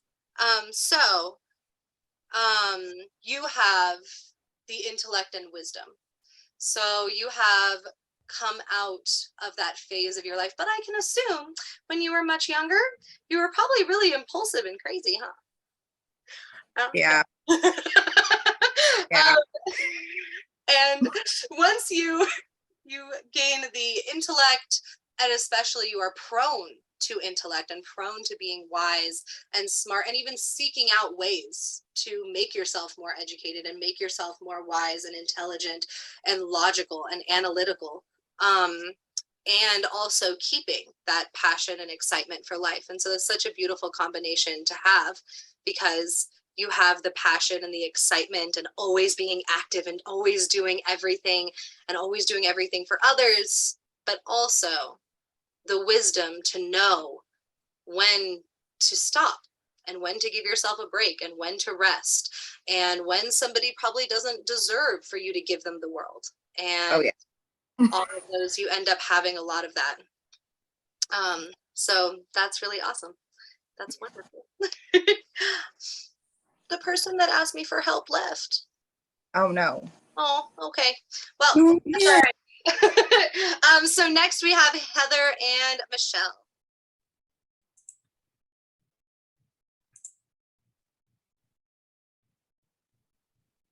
Hi, sorry, I just wanted to figure out how to do, I'm not good with Zoom.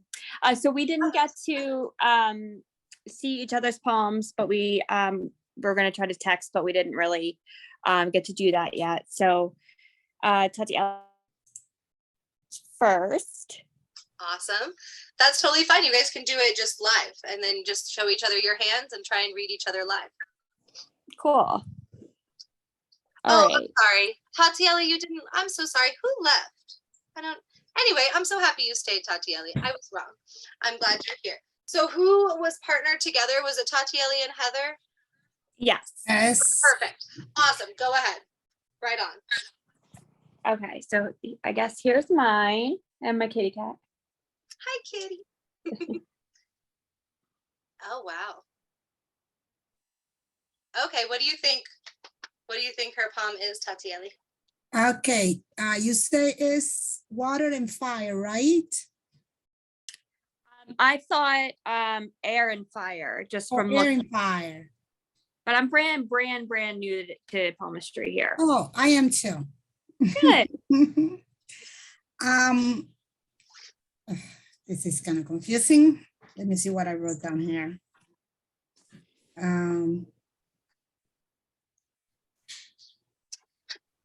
Air and fire. I'm still learning, and I don't think I can. I don't think I can do it. Okay, that's totally fine. No problem. Can I see your knuckles? If you turn your hand the other way. Yeah. Yeah. Okay. And then your bottom knuckles. Yeah. Okay. So I think, in my opinion, you are just air. And the reason I think that is when you turned your hand around. And a big thing about air, and just air, and like a really big air thing with palms or with hands, is do you notice how with mine being fire, you can't even really see my knuckles? Whereas yours, you can really see your knuckles. And even when you had your hand like this, I could see the outline of Yeah, that's what I was like, that's the protruding there. Yep, exactly. And your fingers look, even if they aren't like super long compared to your palm, they have this long, slender look to them. Your thumb protrudes out and looks long and slender. Your fingers look very long and slender, and your knuckles protrude out. I think that you are just air. So a quick question with that. So like, okay, so I'm a Pisces water sign, and when it comes to palmistry or other forms of divination, like how do they tie into, do they mix? Do they have to do with one another? Because I was like, air, oh, okay, this is new now. I really struggle with like the earth stuff. Yes, that makes a lot of sense. Yeah. Somebody who is just air would. So when it comes to palmistry especially, so sometimes the divinations will mix. Like when you talk about the major arcana, within tarot. The minor arcana were started in the Middle East. They were started in what would now be Iran and ancient Arabia. But the major arcana happened later when tarot came to Italy. So they incorporated tropical astrology. Tropical astrology came from Egypt to Europe. So when we talk about palmistry, even though we were having a lot of fun talking about our astrology sign and kind of comparing it to the element, which is a great way to learn, India would have had nothing to do with European and tropical astrology that came from Egypt and went to ancient Greece. It would not have had a lot to do with that. India has a lot of its own astrology. They have a lot of their own mythology. They have a lot of their own goddesses and gods, and it has nothing to do with European and even Egyptian astrology and mythology. So no, those two are not going to mix. We were kind of doing it for fun, just so that people could add in what they know. And people tend to know their astrology sign. They tend to know I'm a Scorpio and therefore I'm water. And so we were comparing it that way. But really in palmistry, because it is from India, it wouldn't have anything to do with tropical astrology. Okay, awesome. Thank you. That's That's great. interesting. Yeah. I want to put my hand, but I cannot get the video, my video to work. Do you have a camera on your computer? I do. I can see all you guys. So if you go to the bottom left corner, it should have a little button that says stop video or start video. And if you, oh, there you go. Yeah. Can you see me? Yes. I don't see myself. Okay. So we can see you. So you're good. Okay. I cannot see myself. Okay. So. Awesome. You said turn it, right? Yes. Well, so I was going to finish reading Heather and then, yes. And then Heather. Okay. I'm sorry. Oh, no, you're fine. So with air, like I was saying before, so air signs are going to be very logical, very analytical, but because it is such a mental element, they are going to be very much in their head, very much overthinking everything. They have been, like I said, asking questions forever, which makes them extremely intelligent and extremely logical. They are always very wise people, and people who you can always go to for if you have a question about the world, about something intellectual, about something educational. They usually have the answer for you, or they know exactly how to get the answer. They usually end up in professions that are very based in a lot of education.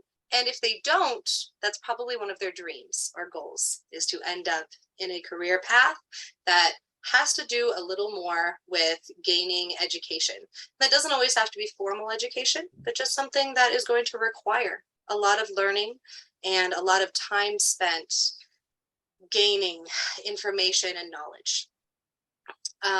And they tend to have a lot of mental health stuff to work through because of all of that overthinking, but usually that means that they are very able to help others who are going through a lot of mental health stuff.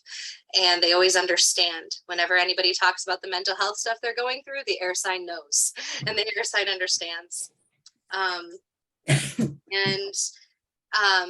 They are going to be somebody who is very free, doesn't want to be tied down. And because they are so intellectual and they are so smart and they know so much, they know how to make a life for themselves where they don't have to be tied down and they can be very free with their time. And they really value their time. And they know how to spend their life valuing their time and being able to be free. And air signs are very special and they're very hard to read. And if you've ever gotten from somebody, if you've ever practiced witchcraft, or even just in life in general, people probably tell you that you're hard to read a lot, or they don't know what you're thinking. And that is very air. That's interesting. Cool. Nail on the head.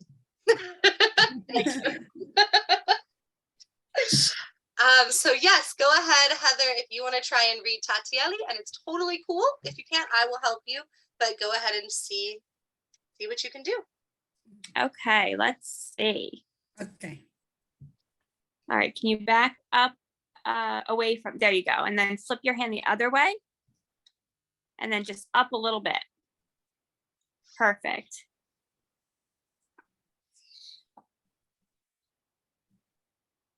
Fire. Let me see the, can you go up a little bit higher? Let's see. Yeah, I'm thinking fire.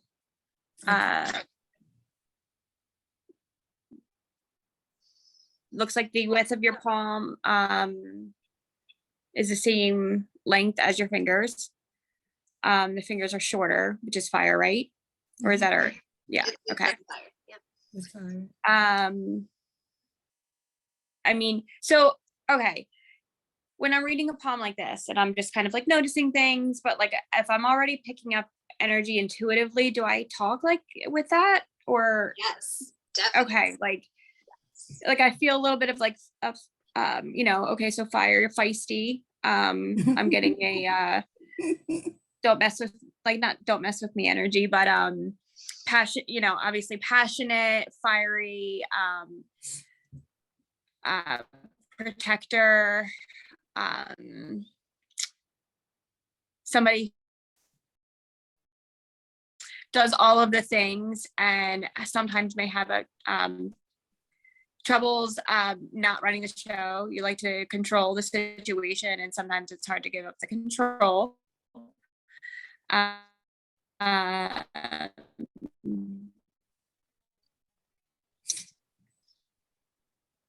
Or yet what to look for, other than just now that I'm learning the physical parts of the hand. So that was awesome. That was so good. Oh, thank you. I also love, because that was something I didn't mention, and that is so true about fire. So I love that you brought that up. That out of all the signs, fire probably really seeks that control and being in charge. Some fire signs that even go so far as things aren't fun, as fun unless they're in charge and they're the leader. So that was perfect. That was awesome that you even brought that up, and I never even said that. So, and that's so true. So that's awesome. Awesome. Thank you. Yeah, my pleasure. So Michelle, it looks like, I don't know what happened, but it looks like, yeah, your partner must have left. I was going to have Becca read you. Is that okay? Oh, that's okay. But I don't have my camera to be honest with you. So I was thinking maybe I should read myself for now. Sure. That's, yeah. Okay. That's perfect. Yes. Go ahead. I think I have mixes of everything, I guess, but as far as the sign, it's more of the air sign since I'm an Aquarius. Although I also have like pinkish palm, and the length of my palm is bigger than my fingers. So it also says something about the water sign, right? Is that correct? The water sign is going to be that one where we're comparing this and this. Yes. Fire. The fire. Fire is going to be the short fingers with the big palm. Yeah. And I also am, you know, an empathic person. I mean, I get all energies from different areas, even almost everyone. So I could also say that it's kind of a water. I also heal most of the people around me, you know, with just sometimes just holding them. By the way, I'm from the Philippines, so it's kind of funny. I got into this, you know, I just found this Awesome. I'm Welcome. I'm so grateful to be part of this. Also, I do want to be part of your class. good. Please send us a message. We would love to have you. Thank you. Yes, I'm so Well, happy you found me. That's all I can say for now. But yeah, thank you. Thank you so much. Appreciate this. Of course. I love that. Thank you for sharing. That was beautiful. Awesome. Thank all of you so much. So once again, if you do want to, so we are based in Colorado in the US, but everything we do is online. So really we are based all over the world. We actually have students now from like almost every continent on Earth other than Antarctica. So That's pretty amazing. exciting. I know, it's so exciting. So all of our events that we do in person are in Colorado, but I'm trying to expand that and see what we can do about expanding that. But right now our in-person events are in Colorado, but everything we do is also online. So we are. And we're so jealous, those of us people who can't be near, because I'm in Florida and I'm like, I want to go. I know, right? It's Me too. like we gotta get you virtual here, Alex. I'm way too far.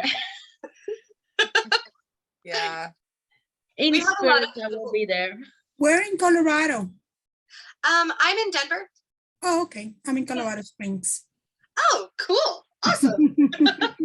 We do stuff in Colorado Springs actually quite frequently.